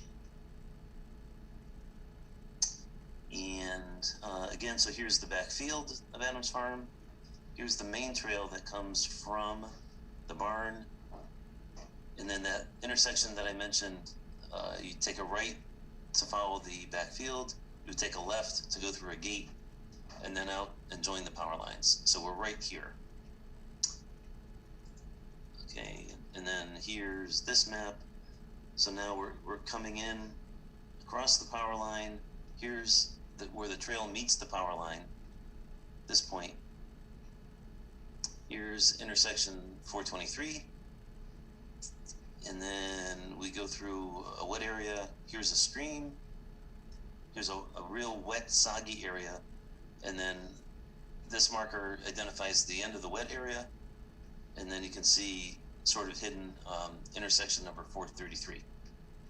So, okay, so that's the location.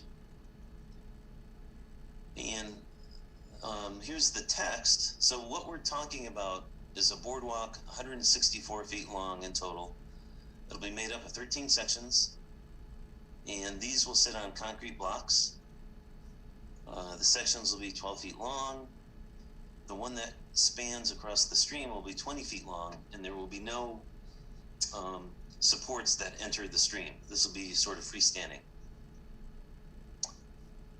For a picture of this, can I go?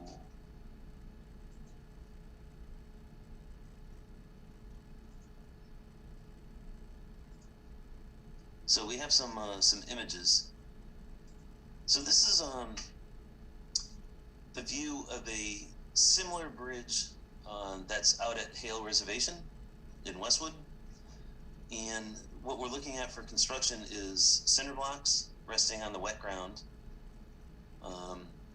4x4 timbers that we use as horizontal supports, and then the stringers, the long horizontal pieces, are going to be 4x6s.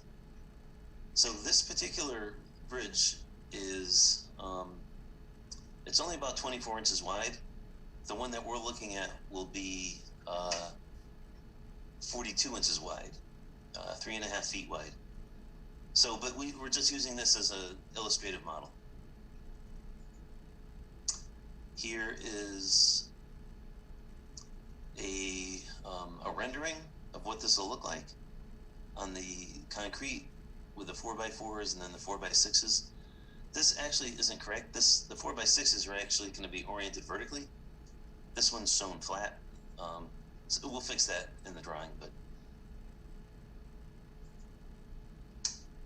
here's another view. 3.5 feet wide, so 36 plus 6 is 42.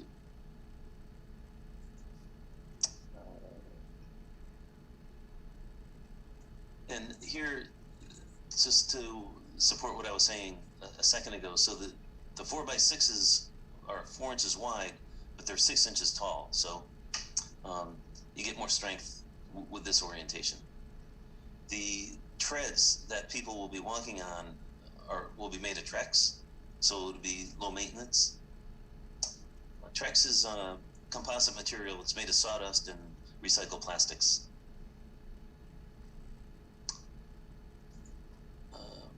So let's see.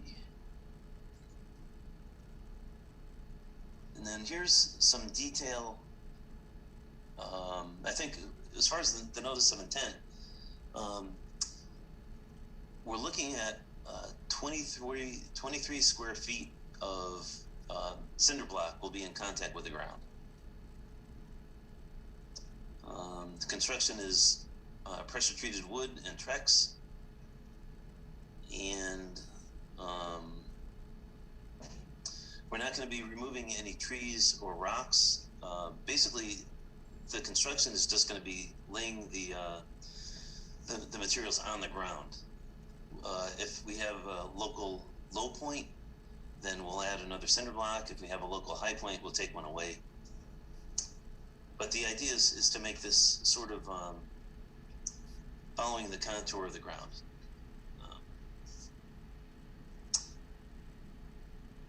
And the money will come from a few different sources. Koopman has agreed to donate $1,000 toward the project. The Concom has also come forward and offered to donate $1,000, and the balance is still to be determined. Chris Gibson, one of the other project leaders on this, has applied for a $6,000 grant, and that's still to be determined, but the money's available. We have the money to complete the project. So it's just where the money's going to be sourced from is still up in the air.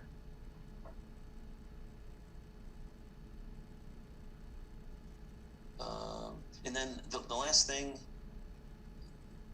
there will not be handrails on this.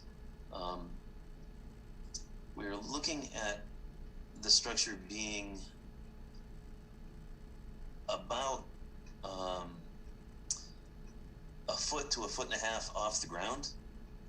So we just decided not to go with handrails. So, and I think that's a reasonable assumption. So that is about all I had. I'm happy to entertain any questions, and I can answer them to the best of my ability. Thanks, Gary. I'm going to add that there's also funding sources from the Friends of Adams Farm and the Adams Farm Committee. So there are the funding sources are available. Landis, you have any thing to add?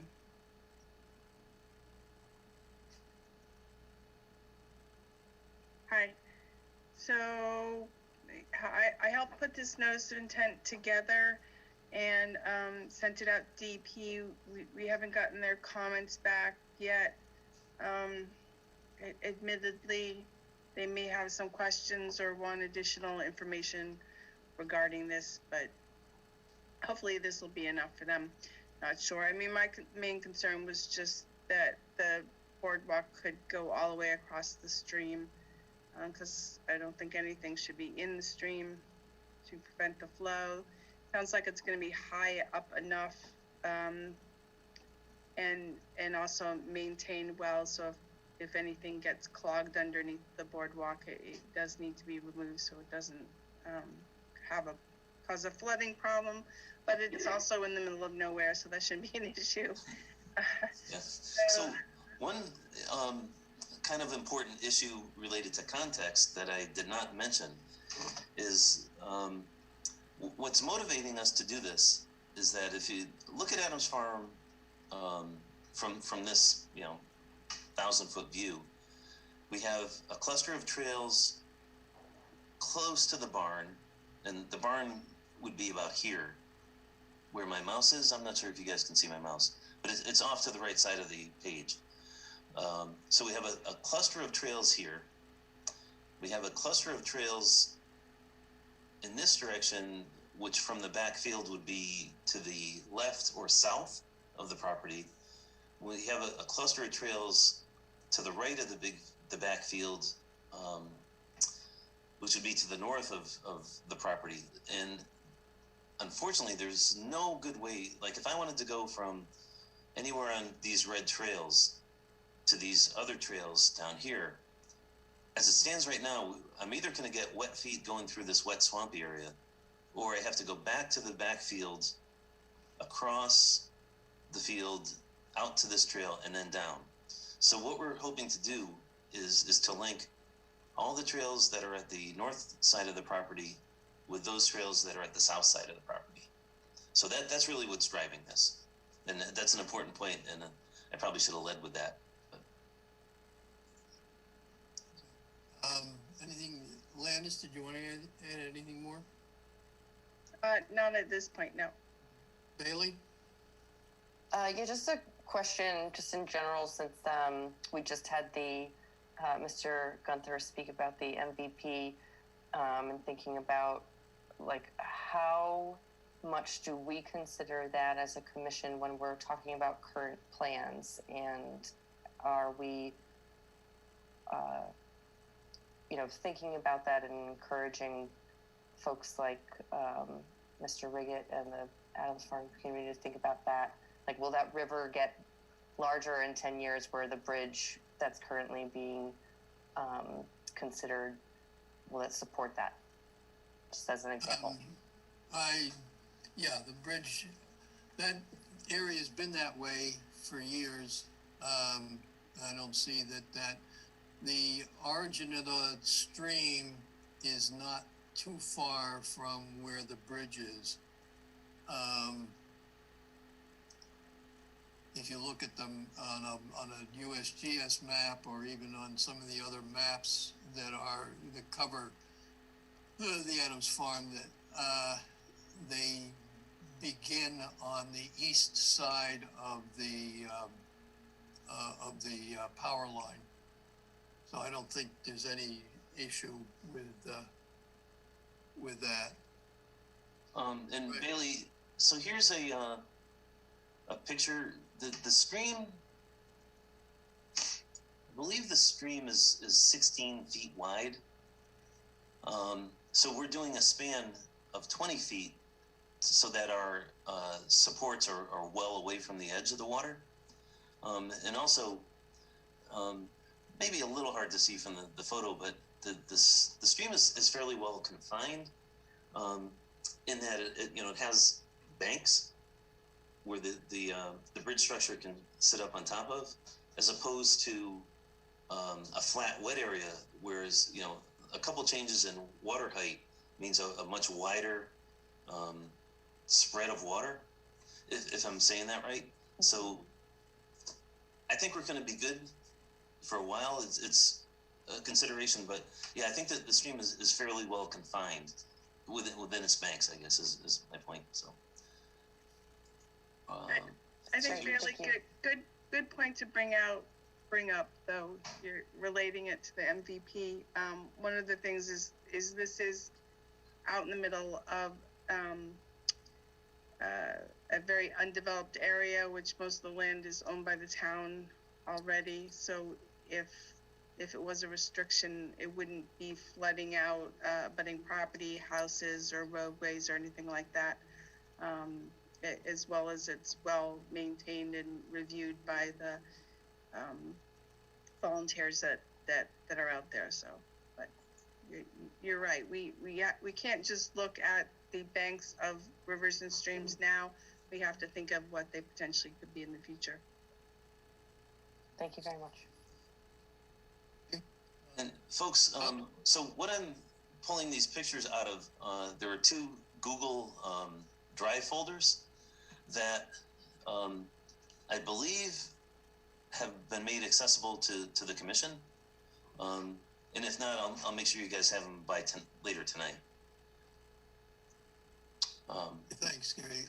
Doug, any questions? Yeah, Gary, the building materials, how do you plan to truck out the cinder blocks and lumber to this site?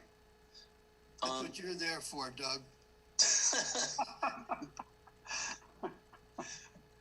So I was involved in the construction of the boardwalk in the town forest that connects Jarvis Farm to the town forest. And the Walpole Ponds Committee, the people that are in charge of skating at Turner Pond in the winter and other activities related to bodies of water in town, they have their own quad. They have their own ATV. And that was really a huge, valuable tool for us to use when we built the boardwalk. So we're planning to ask the town for that, for the Ponds Committee, for use of that thing. The trail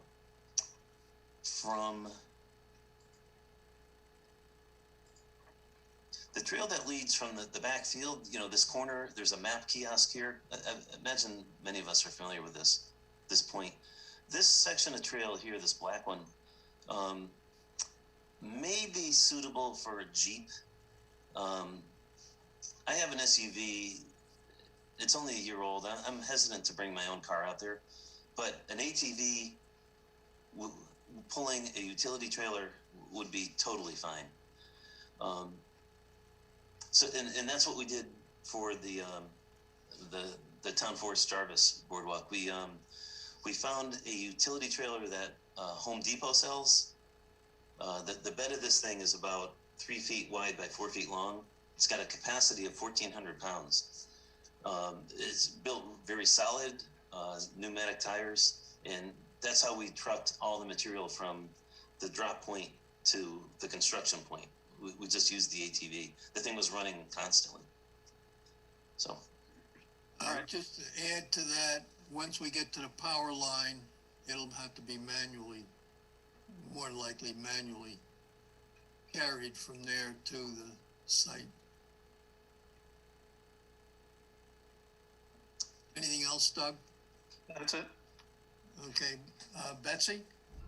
No comments at the moment. I love the idea of this boardwalk. Al? Looks like a good project. Okay. We need to continue the hearing, since we don't have a DEP number. I will abstain from the voting since I've been involved between the Adams Farm Committee and the Friends of Adams Farm in this. And I was out, and where Gary showed the picture over the stream, there's a 2x12 right now spanning the stream. And the bank is definitely, there's a definite bank on each side, so that it can be, and between the blocks added, there'll be no obstruction in the stream, and it'll be sufficiently high above the stream, even looking at high water marks on the stream along the bank. So I think that's, and we might even use an additional height on the cement blocks to bring that up, just to make sure we're above the stream.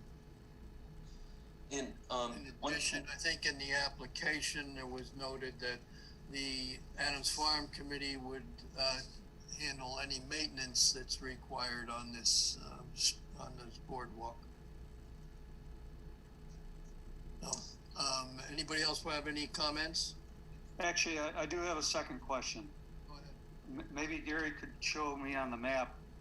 I've hiked a bunch of those trails at Adams Farm, but I've always been reluctant to cross over to the other side of the power lines because I'm not clear where the Westwood Gun Club is. Can you show me on the map where the Westwood Gun Club is? Could you get the other map back, Gary? This one? Yeah, this one. Yeah. The gun club, do you know where it is on here? Actually, I don't. Right where your arrow was. Right there. Now go to your left. Go west. Yeah, this parcel, I think, is the gun club. Is that right, Landis? This one or this one? Yeah, if, let's see. Is it well marked with signs when you get to the property? Yes, that's the one where your arrow was, Gary, is the gun club. And the one, okay, now come down to your right, go east. Go east, yeah. That's a gun club, I think, pretty sure. No, wait a minute. Where you were the first time. This one here? Yeah, no. That, come down, right there. That's the gun club. And now go west. Now I think come south a little bit. This one? That one. Okay.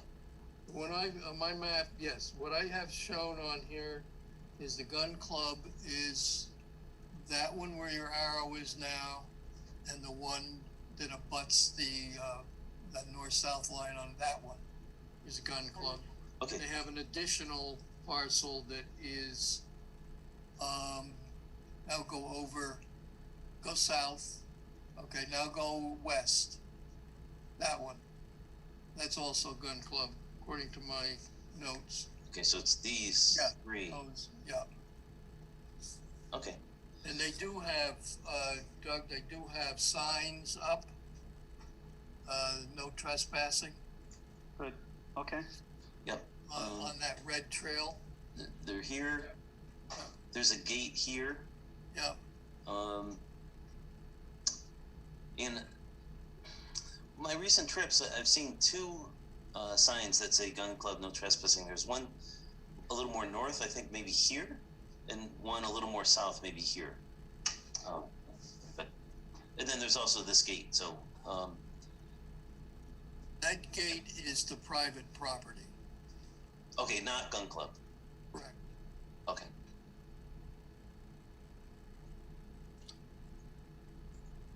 Okay, so we'll continue this because we need the DP number. So our next meeting's April 14th.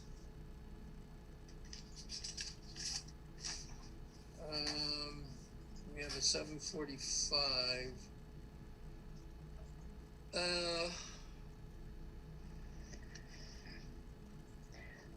That is Summer Street. I'm thinking, could we squeeze this in early? Yeah, I think we should squeeze it in early. We've got, what do we got here? Peach Street. Why don't we make it at 7:12?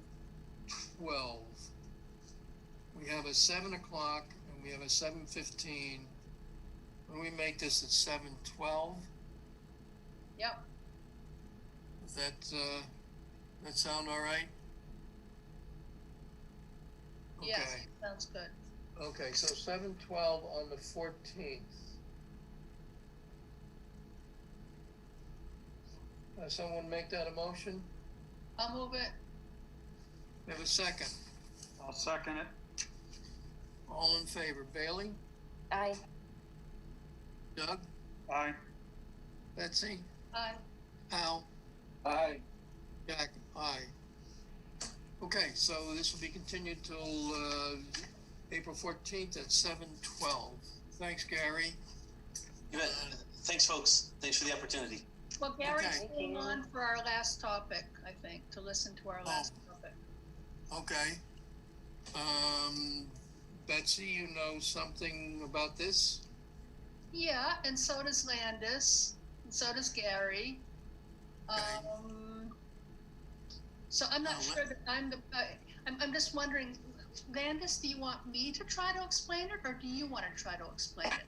I mean, I had a nice meeting with Landis today, in which she explained a few things to me. Well, I can explain what I know. So there's the Pinnacle Point Trail that has been used for quite a long time, as long as I've been around. And it runs from Riverwalk Commons to the property, which is, we know it now as Pinnacle Point Lot 9, which we recently did a request for determination for the Neponset River bird pond area. So that parcel.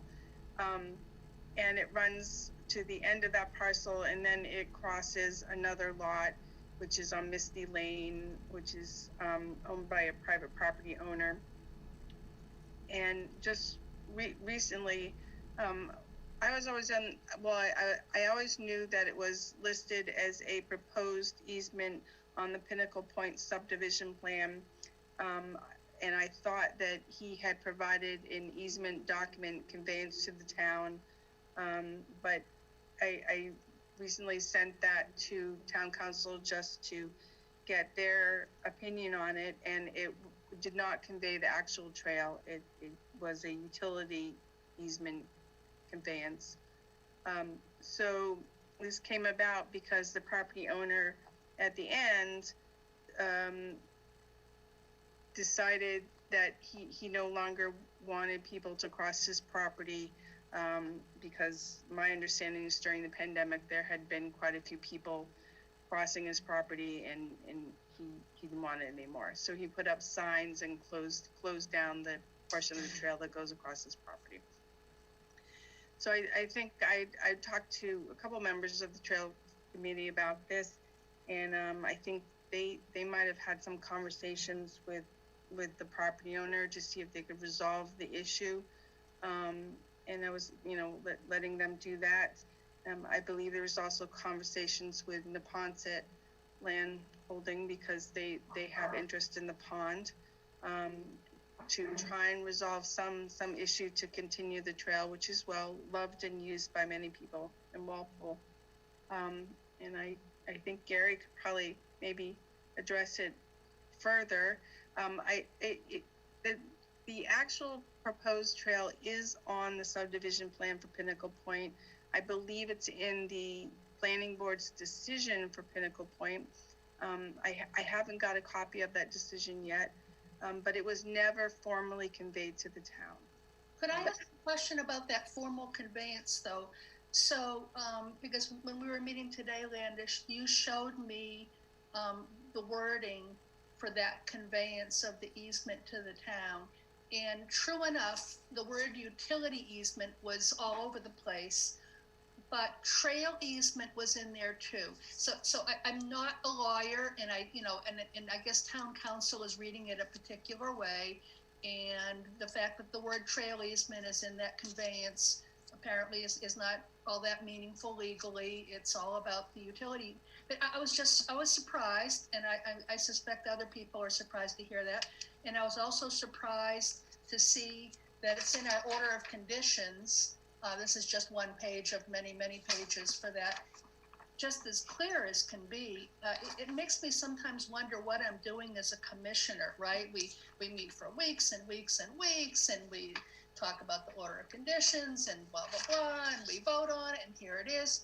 And this apparently doesn't mean anything. A 20-foot wide footpath easement along the bank of Bird Pond, as shown on the definitive layout plan of Pinnacle Point, approved by the planning board, I guess is not meaningful.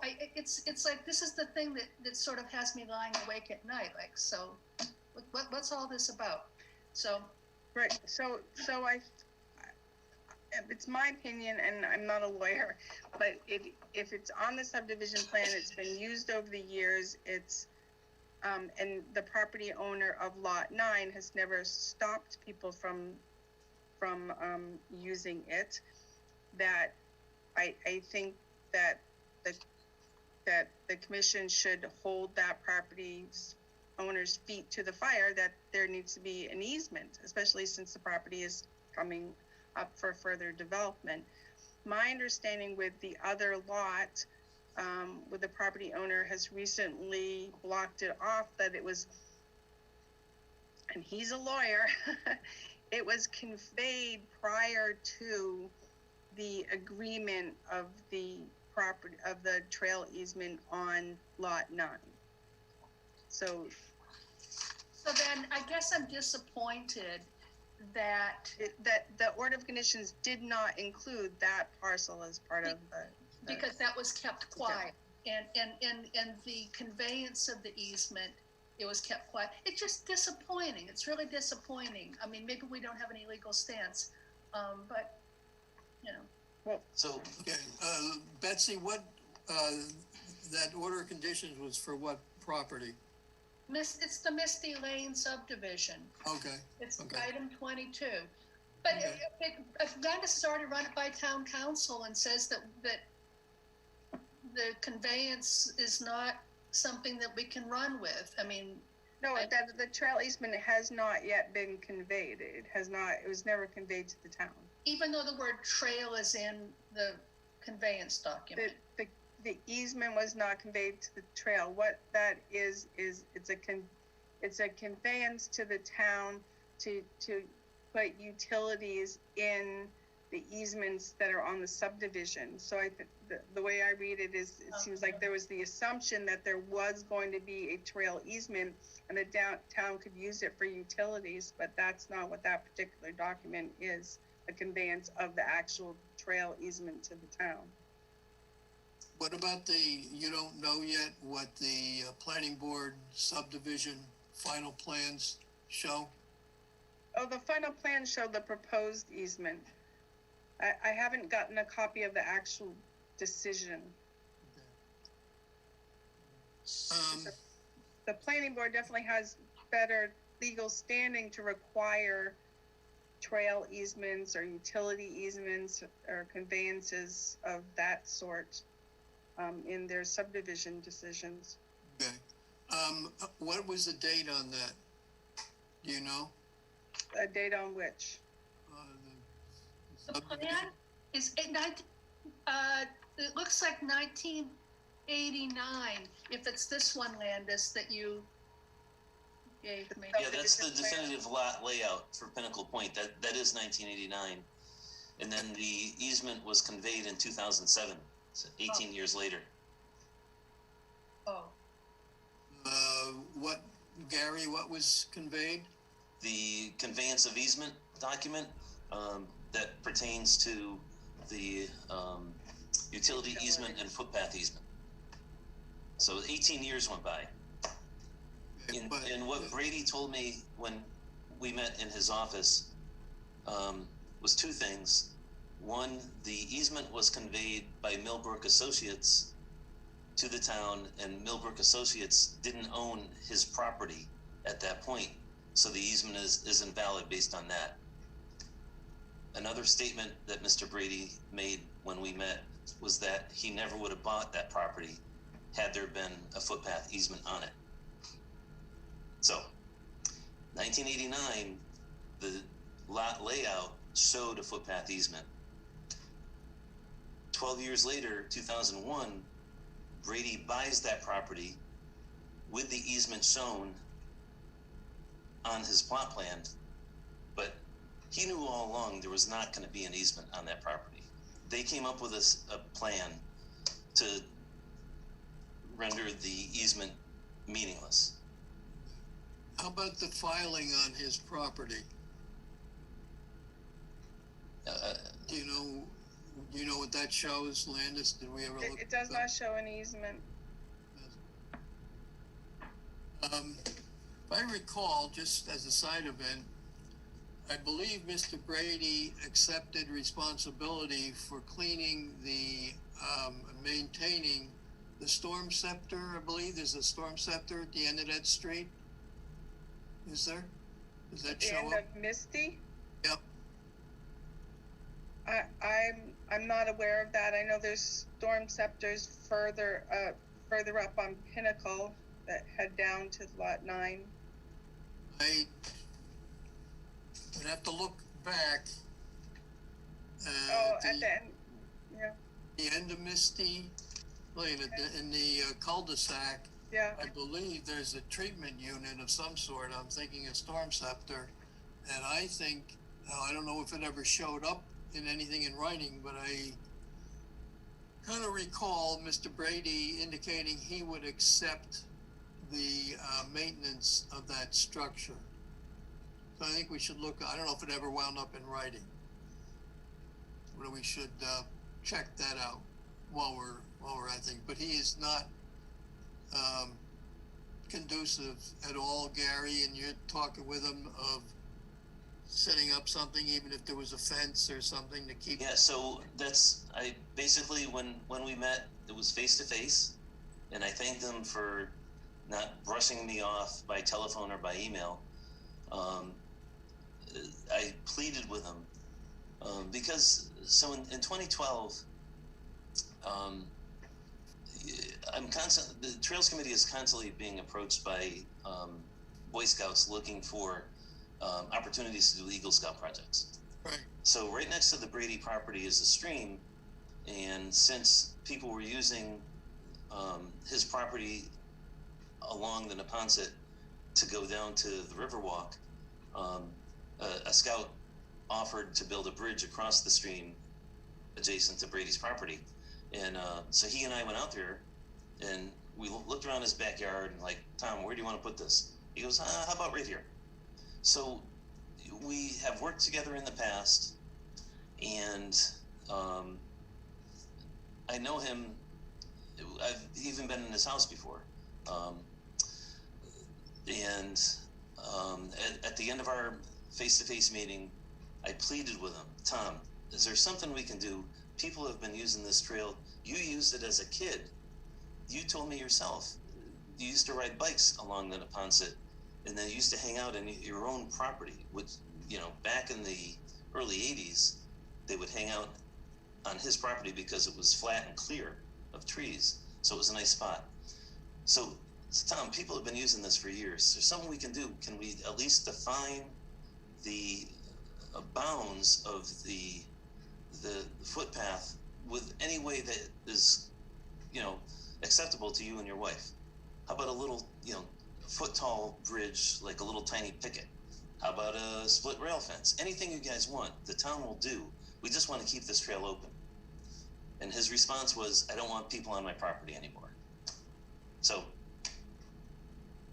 and then he said, I made up my mind. So. Okay, all right. Anybody else have any comments? Bailey, anything you want to add? No comment, thanks. Doug? No, not at this time. Betsy, anything more? Maybe. So we have maybe an action item, and that is to ask the planning board secretary to see if, you know, there's some kind of document that might be of interest to us. But then the second thing is something that Landis and I think you, Jack, and I discussed this afternoon, a possible plan B, going around the property. I mean, just in case it's an absolute no-go. And Landis, you mentioned that the town owns some conservation land, or we own something that would allow us to go around. Landis, what's the plan B? Tell me. Right, and I know you asked me to show a plan and stuff like that, and I don't really have one, so I think this was, I was just thinking at the top of my head that, you know, that hopefully we have a little bit firmer ground of the trail, proposed trail easement on the Lot 9 property than we have on the Brady property, and that when that development comes forward, we can push that this trail has always been used. Pinnacle Point subdivision had a proposed trail. Mr. Hassenegger has always said that he was going to establish that trail and keep that trail. He's never told people not to go on the property.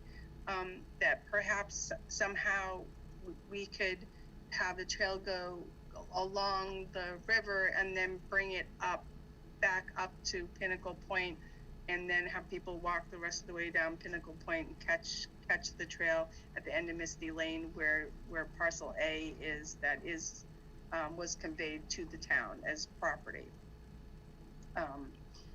So when I was thinking about it in my head, I thought that entrance where we walked down to Pinnacle Point when we had the site visit with DP was closer to Misty Lane, but when I looked at the plan, it's not like really close to Misty Lane, and I don't even know what the site plan is that they're going to eventually propose, but perhaps they would be amenable to bringing the trail up from the river back up to Pinnacle Point, so people then could connect again to the trail at the end of Misty Lane.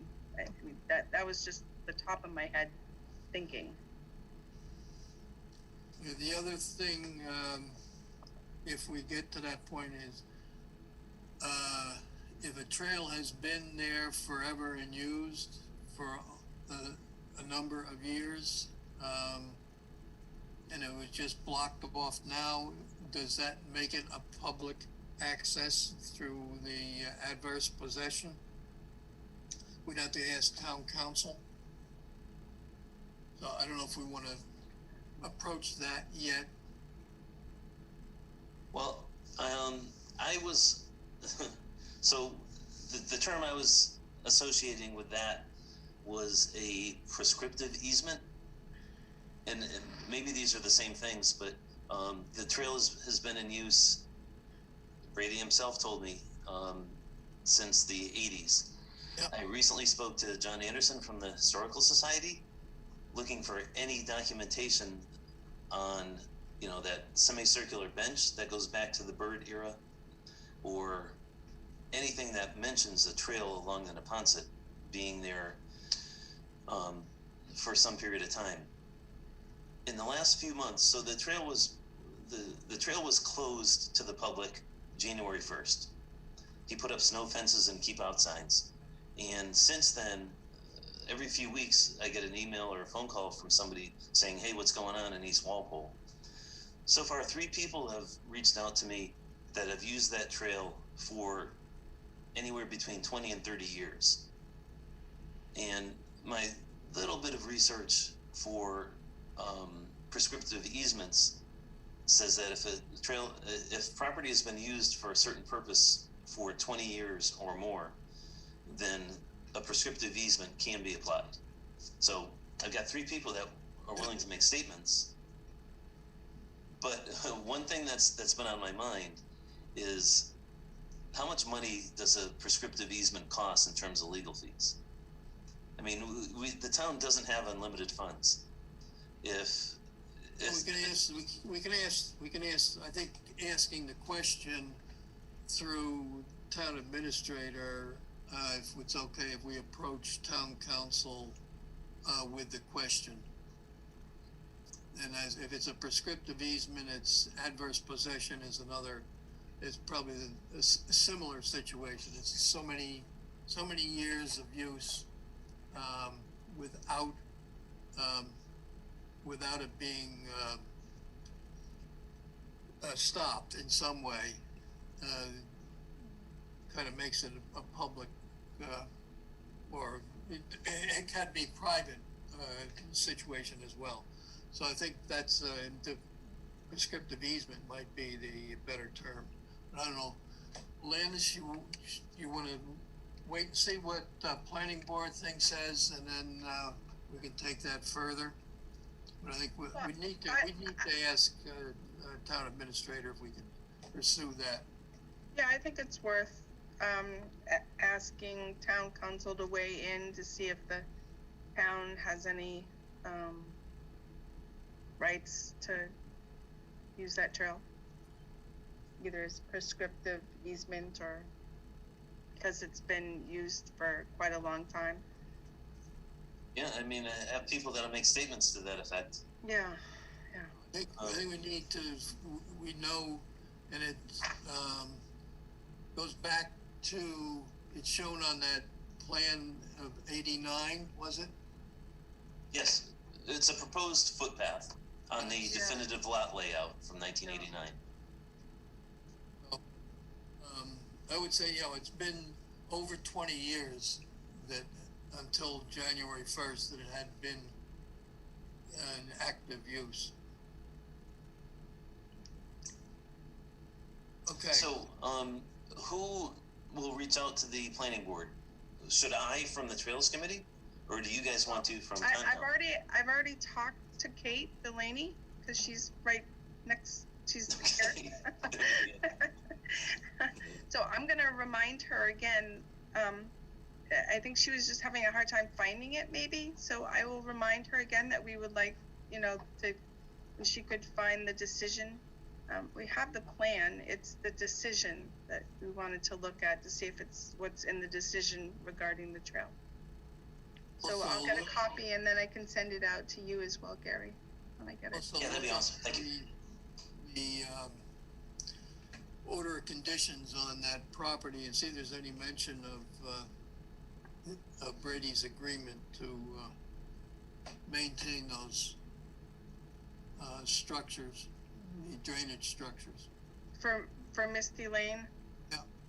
Yeah, now that, I think there might have been, I mean, the other issue is he was supposed to maintain the riverfront area and put markers at the 100-foot riverfront area, which he's never done because he's out, Let's look up what the order of conditions say, just so we know.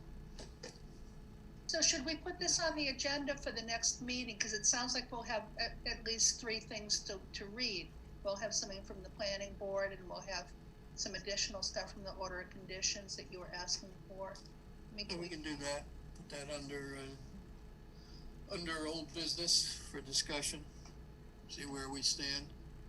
And then how about reaching out to the administrator or town council? I'm happy to do it. No, we'll take care of that. Okay. Unless you got money in your trail budget, our annual budget is $650. So we'd have to have a lot of bake sales. That takes care of a hello, how are you with town council. Okay. Yeah. Okay. Thanks, Gary. All right. Thanks, folks. Have a great night. Okay. Thanks, Gary. Do we have anything else on here? The peer review. We've got that squared away, I think. For Summer Street.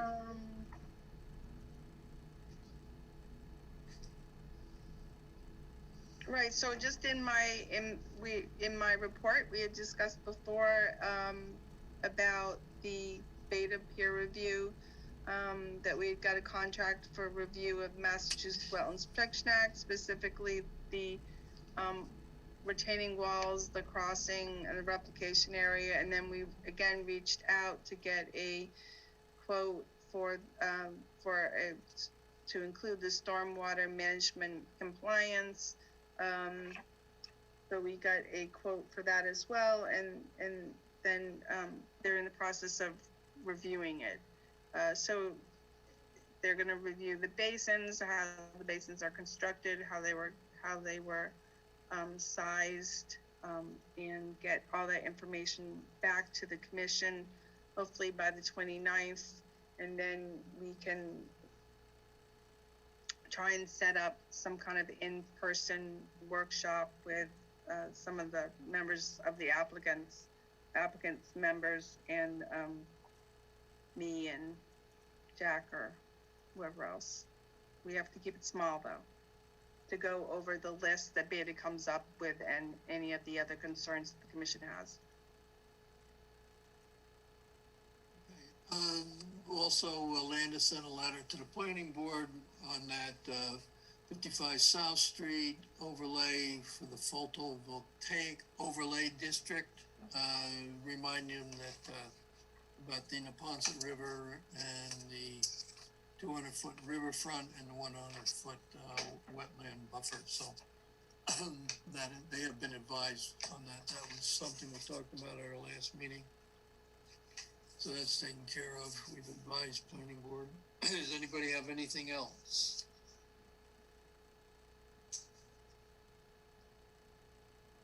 Okay. All right.